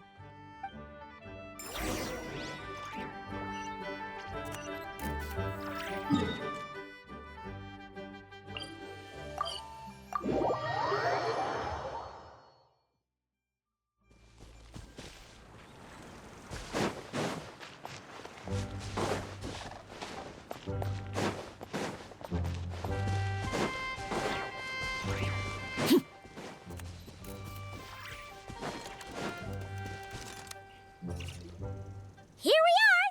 Chaoying Village! The mountains and waters are pristine. They embody the beauty of heaven and earth. It's a good-looking place, all right.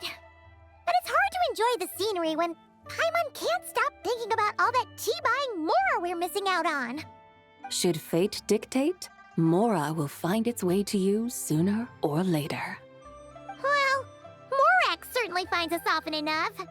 He even sought us out in person this lanternlit. For now, let's look around and see if any tea farmers are selling their crop. We'll be able to see more clearly from up high. Let's take to the sky and enjoy the beautiful scenery while we're at it.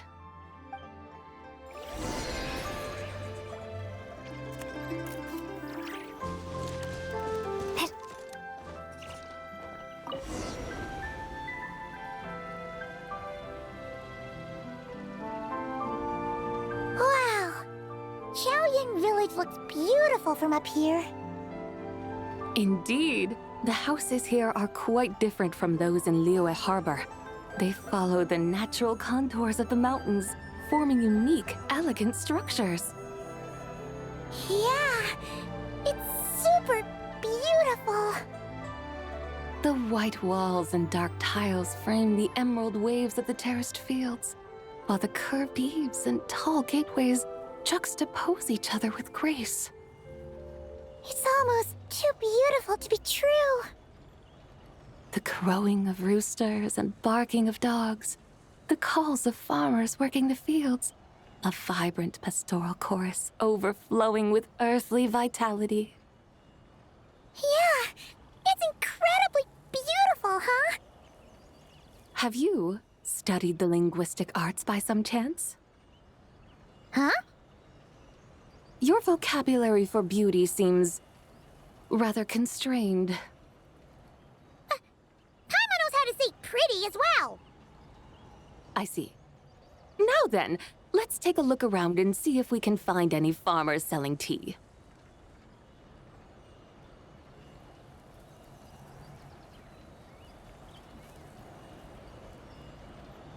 Look! There's someone in that tea field! And they look kind of familiar. Wait, is that Lu Xiangxiang? And who is that? Oh, you'll remember her once you see her up close. Hey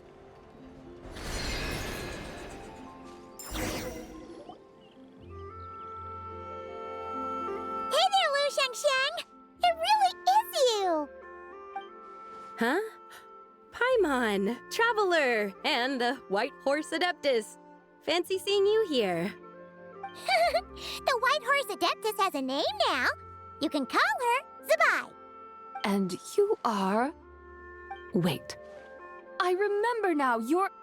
Don't say anything about food poisoning or fish. You're the young lady who wanted to rise above the rest, are you not?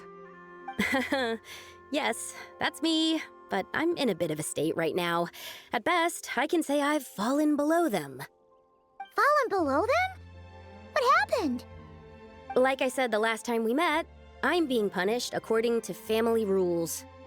My father, mother, grandfather, grandmother, other grandfather, other grandmother. Oh, that's a lot of family members. Yeah, and on the night of lanternlit, they held a family meeting to discuss my situation. So, they do care about you. There's no doubt they care. But they think that since I caused all that trouble in Liyue Harbor, it shows I can't be trusted on my own. They decided to ground me. Ground you?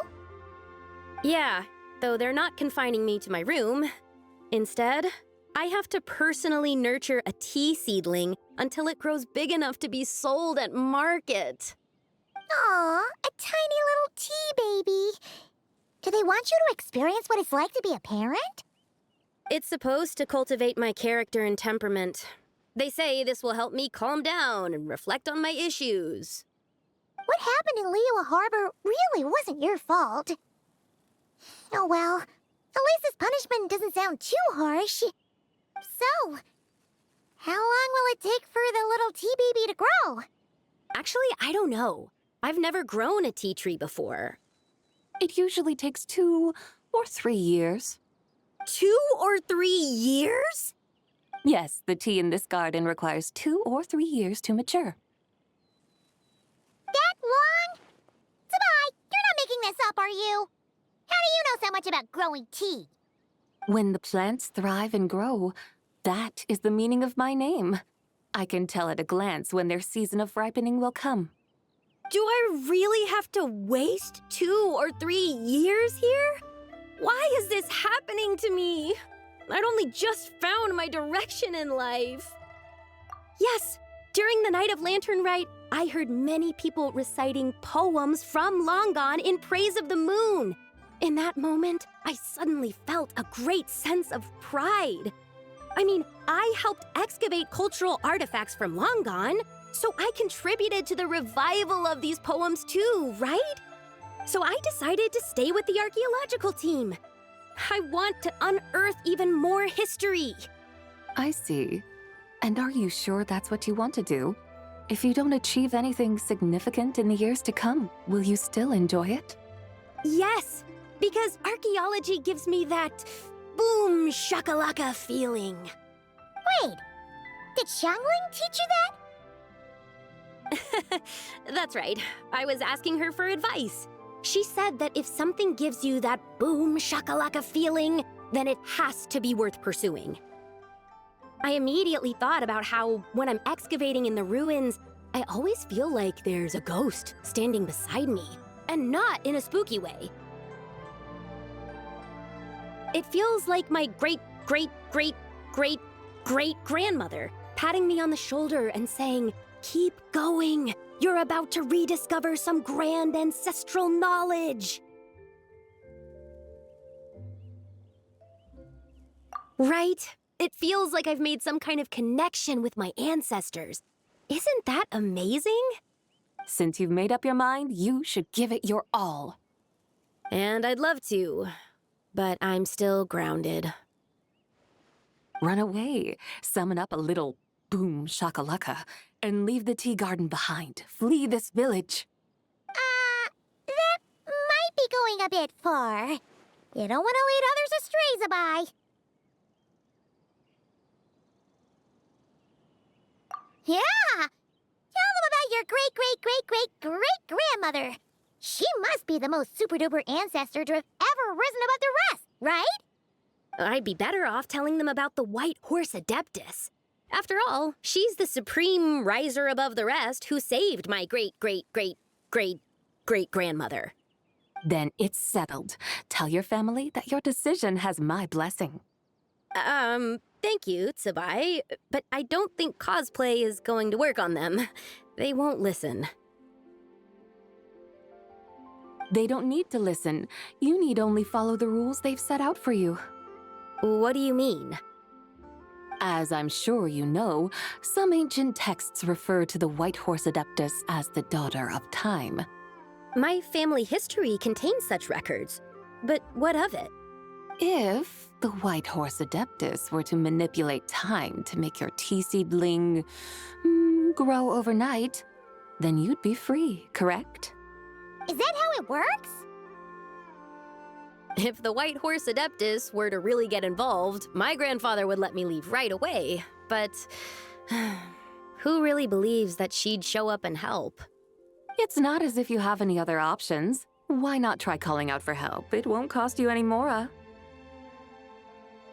Guess I might as well. I've got no better ideas anyway. White Horse Adeptus, if you can hear me, please save me from my predicament!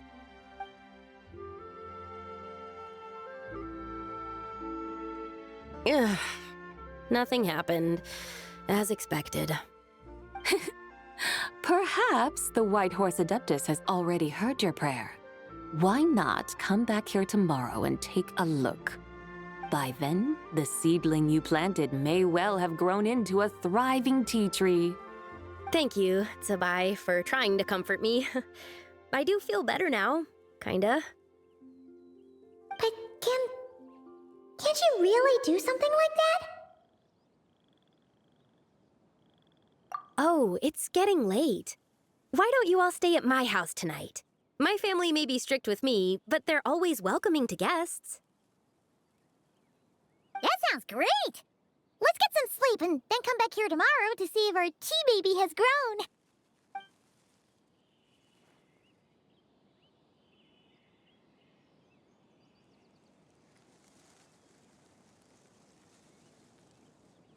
Oh, the tea tree! Whoa! Your tea baby is all grown up! Indeed, it has grown into a mature tea tree that can stand tall in the face of wind and rain. How is this possible? It must be the work of the White Horse Adeptus. Your prayer must have moved her. Are you sure? Perhaps she heard your prayer and chose to answer the call. She once saved my great-great-great-great-great-grandmother. This time, she saved me. That's incredible! Your family must be blessed by the White Horse Adeptus. I guess so. I need to tell everyone the news right away. They'd better. Since this is the will of the White Horse Adeptus, I don't see how they could object. Go! And if you run into any more trouble, call out to the White Horse Adeptus just like yesterday. Thank you so much! Paimon really thought you were going to use Adeptal energy to make the tea baby grow, Zabai. When an Adeptus exerts effort, consuming their energy, is that not using Adeptal energy? All right. What are we doing out here in the middle of the night? We're here to help Lu Xiangxiang fulfill her wish, of course. Can you really make the tea baby grow? It won't be easy, but there are ways.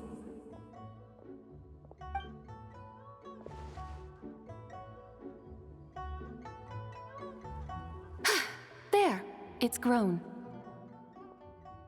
Hey! You just transplanted a tea tree from over there! So, there's a mature tea tree here now, yes? Oh, yeah, but... And am I not the White Horse Adeptus? Well, yeah. Is this tea tree then not a manifestation of the White Horse Adeptus's will? You're not wrong. But again, there's something not quite right about this. Maybe this will become another mystical Adepti tale recorded in their family history. That would be marvelous. Paimon thinks so too. Hey, Traveler! Sabai seems to be doing much better now, don't you think? Oh! Paimon bets that's why Zhongli chose to send her on this errand.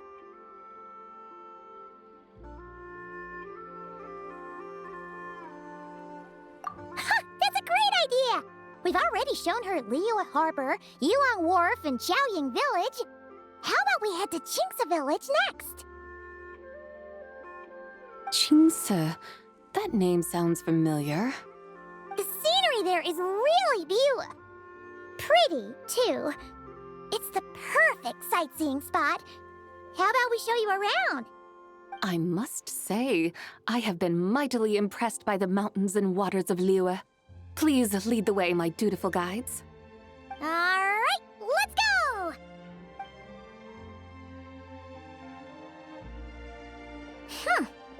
Paimon can't help feeling like we've forgotten something. Pay it no mind. I've already forgotten more than you will ever know. All right. If we forgot something, it can't have been that important to begin with. Qingce Village, here we come!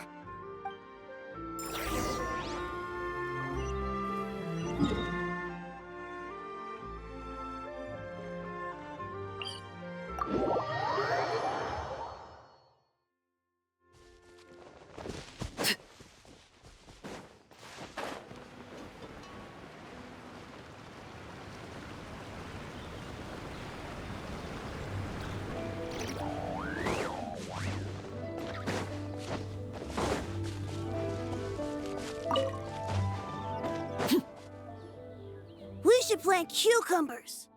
We should plant canolas. We should plant cucumbers. They're easy to sow. We should plant canolas! The flowers are pretty! What are you arguing about, little ones? We're deciding what to plant in our field once Lanternlit is over. Yeah! Dad gave us a small plot of land to grow our own crops. He said we can keep all the more we get from selling them. We should plant cucumbers, right? Dad plants cucumbers every year. We should plant canolas! We can press the seeds for oil! It smells good and sells for a good price. Ah, an agricultural debate. This should be easy to sort out. Granny, are you a farmer? Could you tell us what to do? Granny? What did you just call me, you rapscallion? Oh no, her eyes are gonna turn red again. It's just... my granny smells really nice, and you smell nice too, so... Sorry! How about we call you Auntie instead? Auntie? Oh, alright. Big Sis Zubai, can you help us decide whether we should grow cucumbers or canolas in our field? You little rascals! Using priceless land like this just for cucumbers and canolas? What a waste of heaven's gifts! Huh? What should we plant instead? With the coming of spring, when all things awaken, the field should be sown with the 5 grains. What are those? The 5 grains are life's staples, the heart of the people's table. I notice the people here mostly eat rice, so that is where you should begin. Based on the local climate and soil, seedlings planted in mid to late spring should produce mature grain within 2 or 3 months. When autumn comes, you can plant a second crop, with time still to harvest it before the first frost. The rice you harvest can be sold at market or kept in your stores. It's a far better choice than cucumbers or canolas. Oh, but Big Sister Zubai, I like canolas. That's no issue. It is unsuitable for continuous cropping in any case. You can rotate it with rice to maximize your yields. After the second rice harvest, around wintertime will be the perfect opportunity to sow their seeds. And when they mature in mid to late spring, you shall be just in time to sow the first rice crop of the year in turn. This way, your field will sustain balance. Rice and canola in a harmonious cycle. Wow! That means we'll have crops to harvest all year round! Wait a minute! If rice and canola take up the whole year, what about my cucumbers? A firefly dares rival the brilliance of the moon? In what twisted universe should cucumbers vie for land with rice? Big Sis Zubai, you're going to hurt Lil Bee's feelings! Auntie hates cucumbers! Stop crying this instant! I meant that cucumbers are simple enough to grow. There's no need to devote a whole field to them. Just find an empty corner of your yard, scatter some cucumber seeds in the earth, and before you know it, you'll have a thriving patch of vines. Cucumbers delight in sunlight and moisture, but they suffer in cold weather. If you wish to plant them this early in the year, you should make sure they're protected from frost. Wow. Is it really that simple? Let's hurry home and get started right away! Are you really in that much of a rush? Well, thanks, Big Sis Zubai, who's fierce but really good at farming. We gotta go! Thanks, Big Sis Zubai! See you around! Paimon never imagined you'd know so much about farming. What's so strange about that? The people of Longon called me the god of soil and grain. Are the fields not made of soil? Is rice not one of the 5 grains? Huh. That's true. So, if the god of soil and grain is a farming god, that means the White Horse Adeptus must be a farming adeptus, right? Of course, the god of farming farming is down to earth. Mind your tongue, impertinent child. How dare you diminish the lofty bearing of an adeptus? Hey! You're the one who said the god of soil and grain is all about farming. Enough! It's time for us to take to the skies once more. Join me now. Witness the majesty of mountain, water, and field, and broaden your horizons.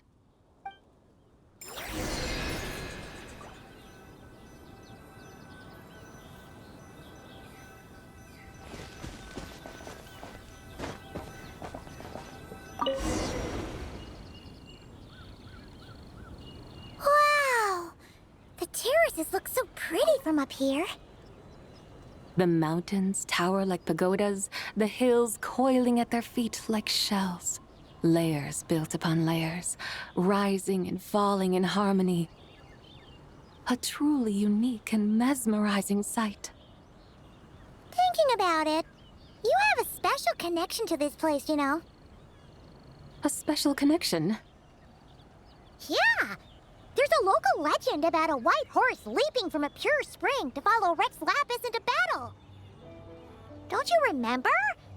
You must have been living in seclusion around here. That does sound somewhat familiar. Oh, and if we keep going up this way, we'll reach a super duper spooky spot.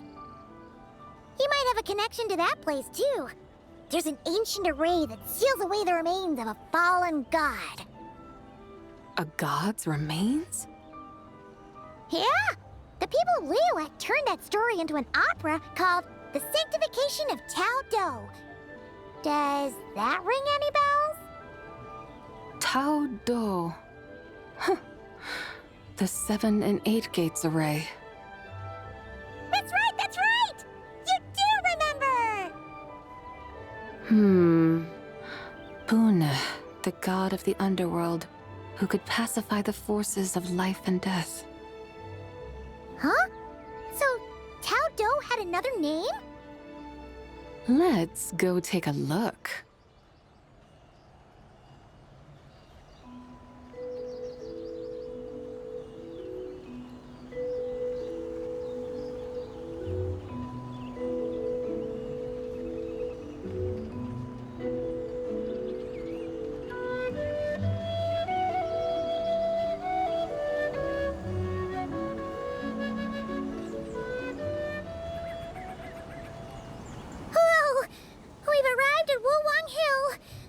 The atmosphere just turned spooky.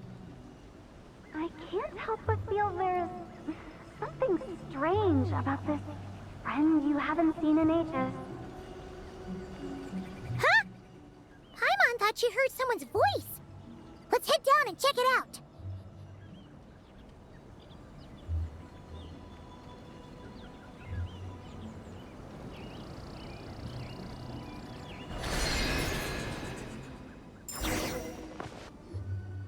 I can't help but feel there's something strange about this friend you haven't seen in ages. Strange? Whatever do you mean? Her strangeness defies description. This Miss Zabai is a full-blown enigma, don't you think? I'm afraid I have no idea what you're talking about. Aren't you worried about sending her all the way to Yilong Wharf on her own to buy tea? What if she gets lost? Where there are people, there are paths. Now I'm the one with no clue what you're saying. She can ask for directions. And then what? She will meet strangers in unfamiliar lands, build friendships, part ways.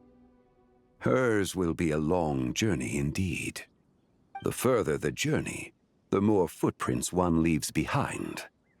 The deeper those footprints, the harder it is for time to erase them. Ah, so you want her to make new friends? I see. But from what you say, it sounds as though she's not from Liyue. I believe she was not.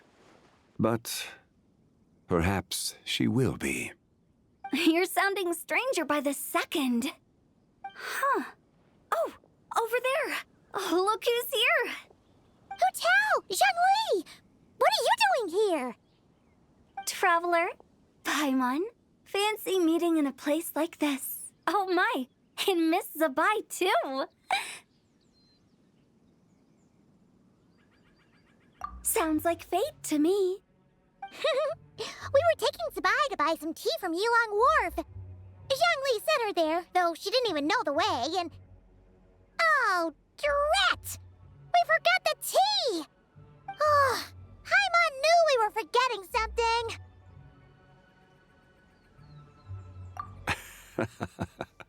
What's done is done. There's no need to dwell on it. Fresh tea grows with each passing year. Let fate deliver it as it wills. Exactly. You can get tea wherever you go. You're hardly running low now, are you? Paimon feels a lot better now that you've said that. Still, I'm a little confused. If you were buying tea, how did you end up all the way out here? We're taking Zabai on a sightseeing tour. We started at Liyue Harbor, stopped in at Yulong Wharf, went sightseeing around Xiaoying Village, made our way to Qingce Village, and now we're here! Wow, that is quite the itinerary. Yeah, actually, Paimon thinks it's about time we headed back.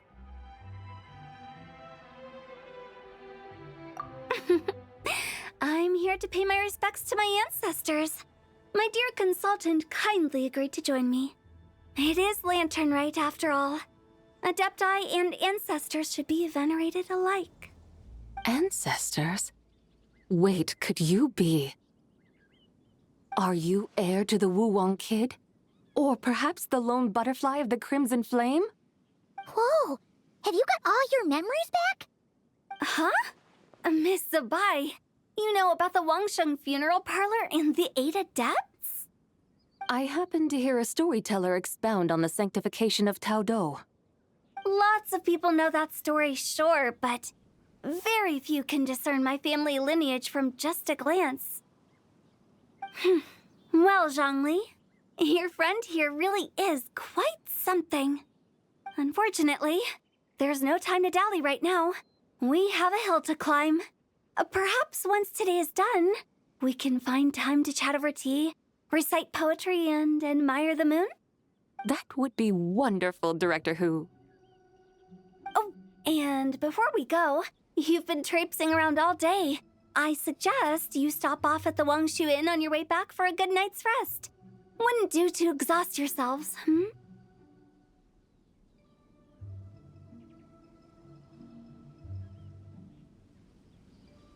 Don't mention it. All right, we'll take our leave now. See you later. Hotel's so thoughtful. Why don't we follow her advice and stay at the Wangshu Inn tonight?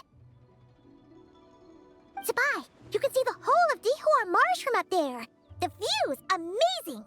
Plus, you can sample Smiley Yinshao's cooking. Wangshu, an intriguing name. It couldn't hurt to check it out. Awesome! Let's go!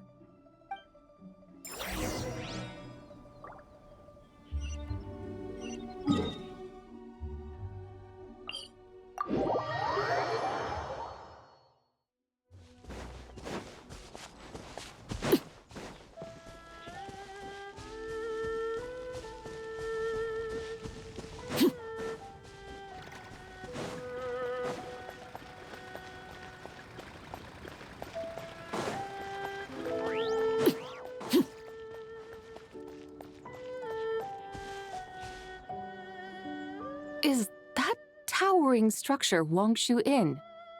Sure is. We can take the lift up from over there. Always walking the path long trodden. Does retracing others' footsteps not tire you? Come on, get in. We'll fly to the top.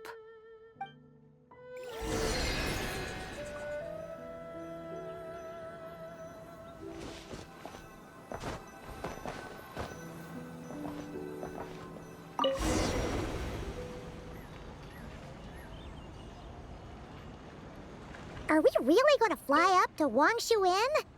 Isn't that a bit showy? All the guests are going to see us. Is that a bad thing? To be able to witness an Adeptus. This will surely add to the inn's appeal, not to mention the room prices. The owner will thank us. You seem to really like showing off your powers.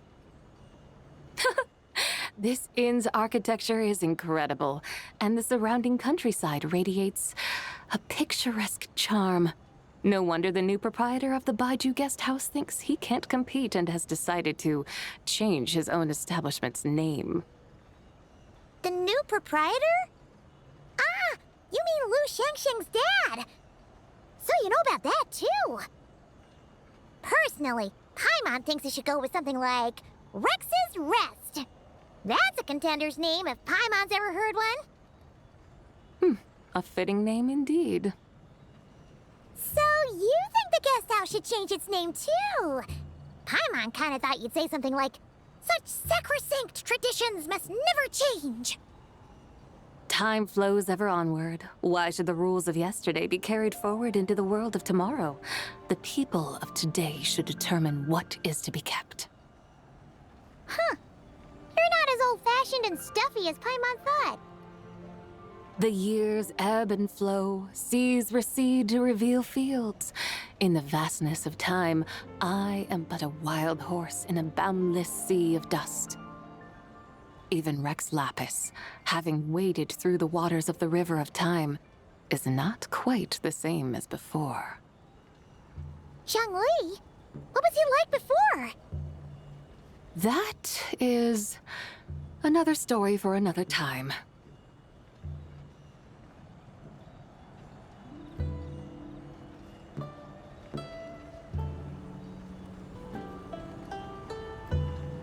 We have arrived.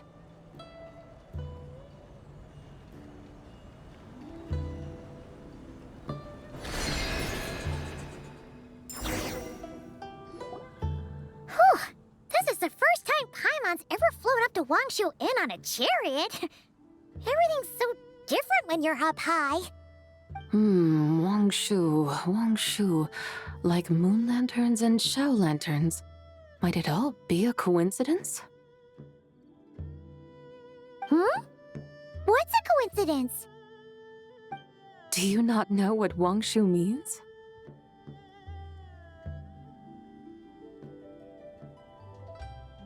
Wangshu can refer to the moon, but its original meaning is actually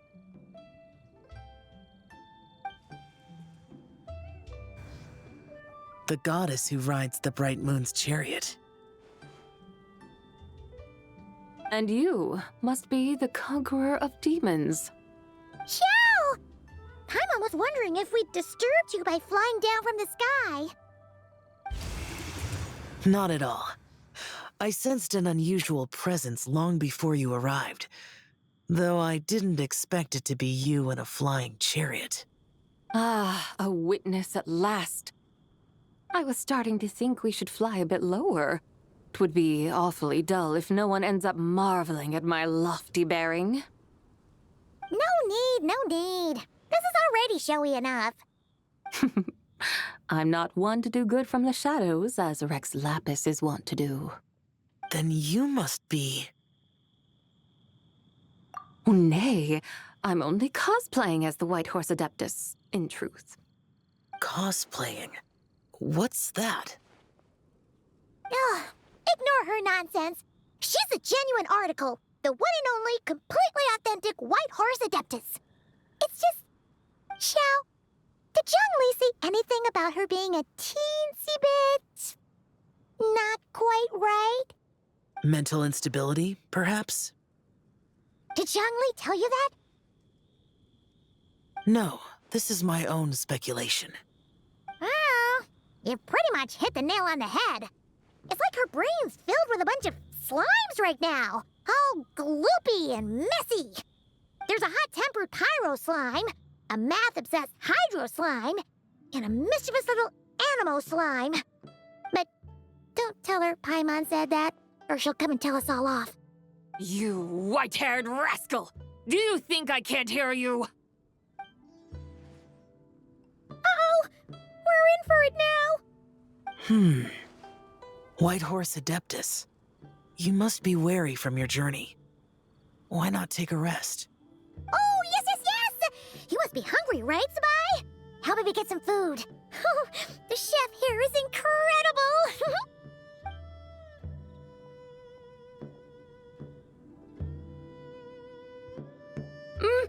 It's so hot. So spicy. Are you okay? Do you want Paimon to get you some water? Don't worry about me. I just need to pace myself.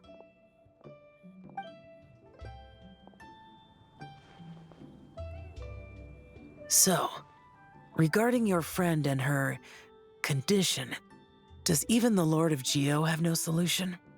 Zhangli said we should wait and she'll get better on her own. But who knows how long that's gonna take. Is that why her personalities change so easily?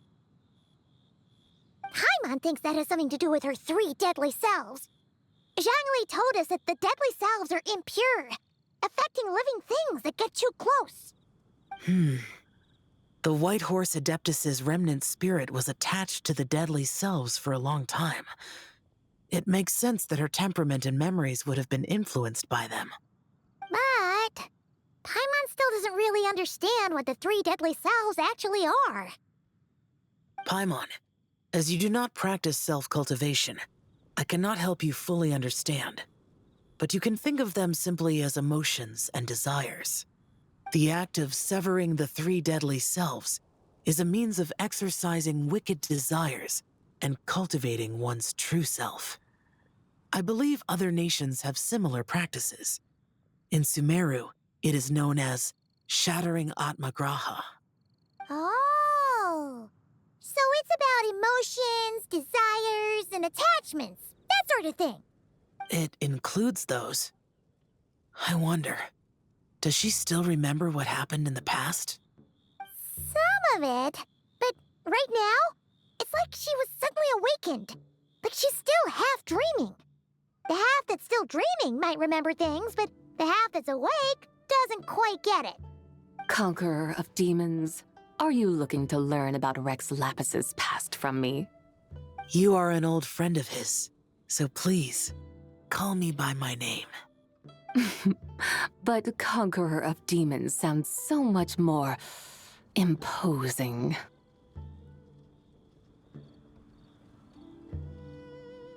In days of yore, he was the Lord of Geo, Heaven's Star. Huh? You said the same thing the day you came back. But what does it mean? I'm afraid I can't remember. Hey, did you really forget? Or are you just pretending so you don't have to tell? Why not ask Rex Lapis himself? Whether I've forgotten might be up for debate, but I am certain he remembers. He must have his reasons for not raising the past, and you likely have similar concerns. I shouldn't have asked. An answer that suits your style, General Elatis. Now that we're on the subject, though, I suddenly remembered something. Which is? In the distant past, there was a feast, which I attended. I faintly recall the Lord of Geo also being present that day. Oh! And then? What happened? Among the dishes served, there was one that could be found in every household throughout Langan at the start of spring. A dish called Flavor of Spring. I suddenly remembered the recipe for this dish. Is that it? Yes! Since it's lanternlit here in Liyue, why don't I make some for you to try? That sounds good.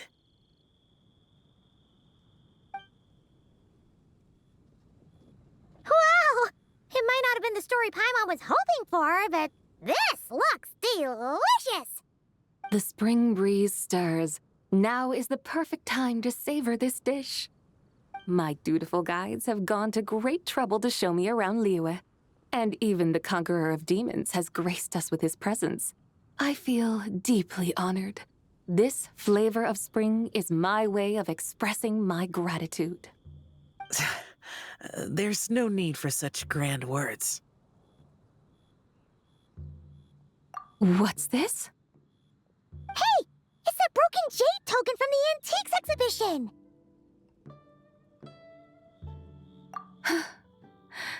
Indeed. This was once an Adeptal treasure of mine. I'm amazed it ended up in your hands. Alas, it serves little purpose now in its fractured state. Please, keep it as a memento. Oh, that's a shame. Can't we fix it? This is the way of the world. Once jade is broken, it can never be made whole. Then, what about forging a new one? That is a good point. That it has ended up in your hands must be a message from fate. I could try to craft it into a little trinket for you. One that might prove useful on your journey. Ooh! What sort of trinket? It's just a passing thought, one that will require the right opportunity. I'll think about it more when the time comes. Now that we've had our fill, we should get some rest. Tomorrow we return to Liyue Harbor, where I'll have need of your guidance once more.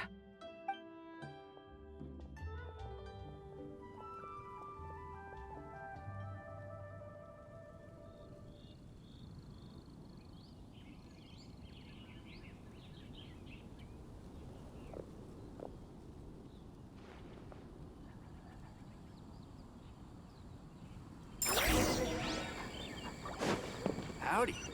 Please.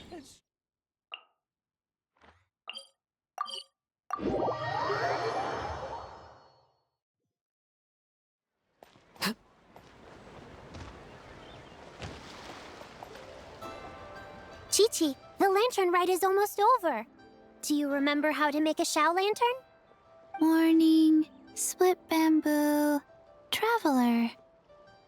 And get silk, make Paimon. You've got it all mixed up again. They're here again. Yow Yow! Looking good in that new outfit, huh? Hey, it's Paimon! Dr. Baiju gave this to me as a gift. How does it suit me? Thank you. Wow! What happened for Baiju to suddenly give you a brand new outfit, Yao Yao?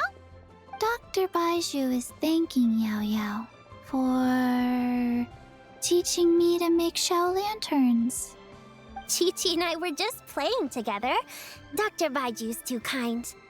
Oh, yeah, take a look at this. Dr. Baiju gave me these clothes, but it was Chi-Chi who wove this little basket.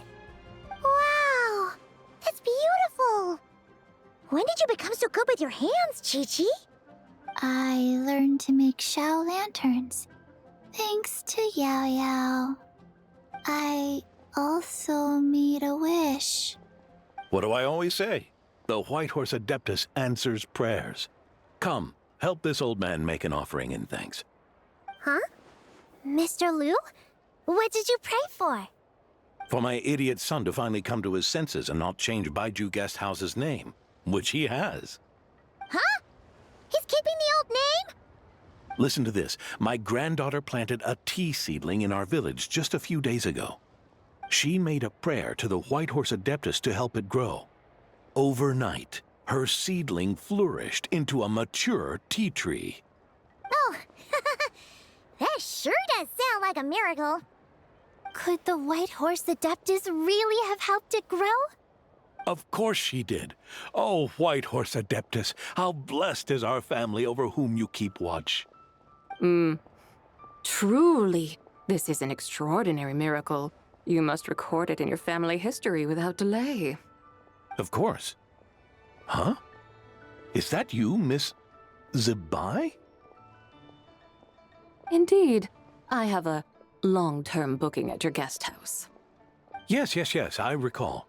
Mr. Zhongli said to charge your expenses to the Wangsheng funeral parlor, if I remember correctly. That's Zhongli. Always making trouble for poor Hu Tao. I noticed when you were here last that you bear a striking resemblance to the pictures of the White Horse Adeptus in my family history. You both have golden eyes. Perhaps fate has had a hand in our meeting. And a glad meeting it is, Miss Zabai. Now, why don't I gift you some tea from my garden to celebrate this encounter?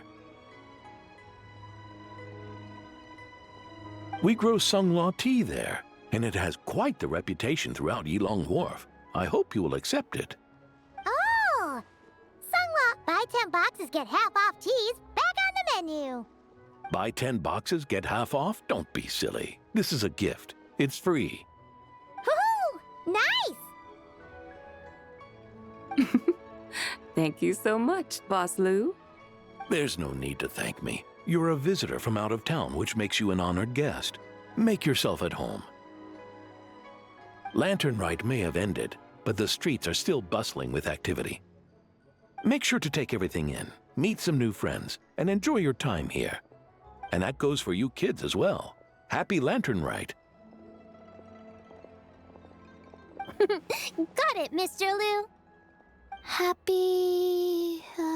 Lanternlight. Yeah! Happy Lanternlight, everyone! Happy Lanternlight indeed.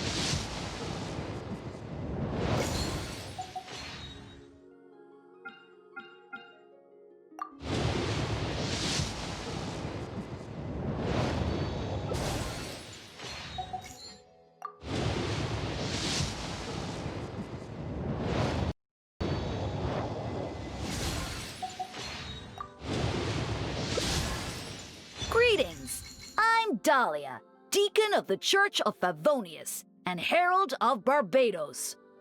As you can probably tell, I'm going out of my mind with boredom right now. So, what's going on in your life? Any issues you're facing? I'm here to listen. And probably to laugh a little. but also to help.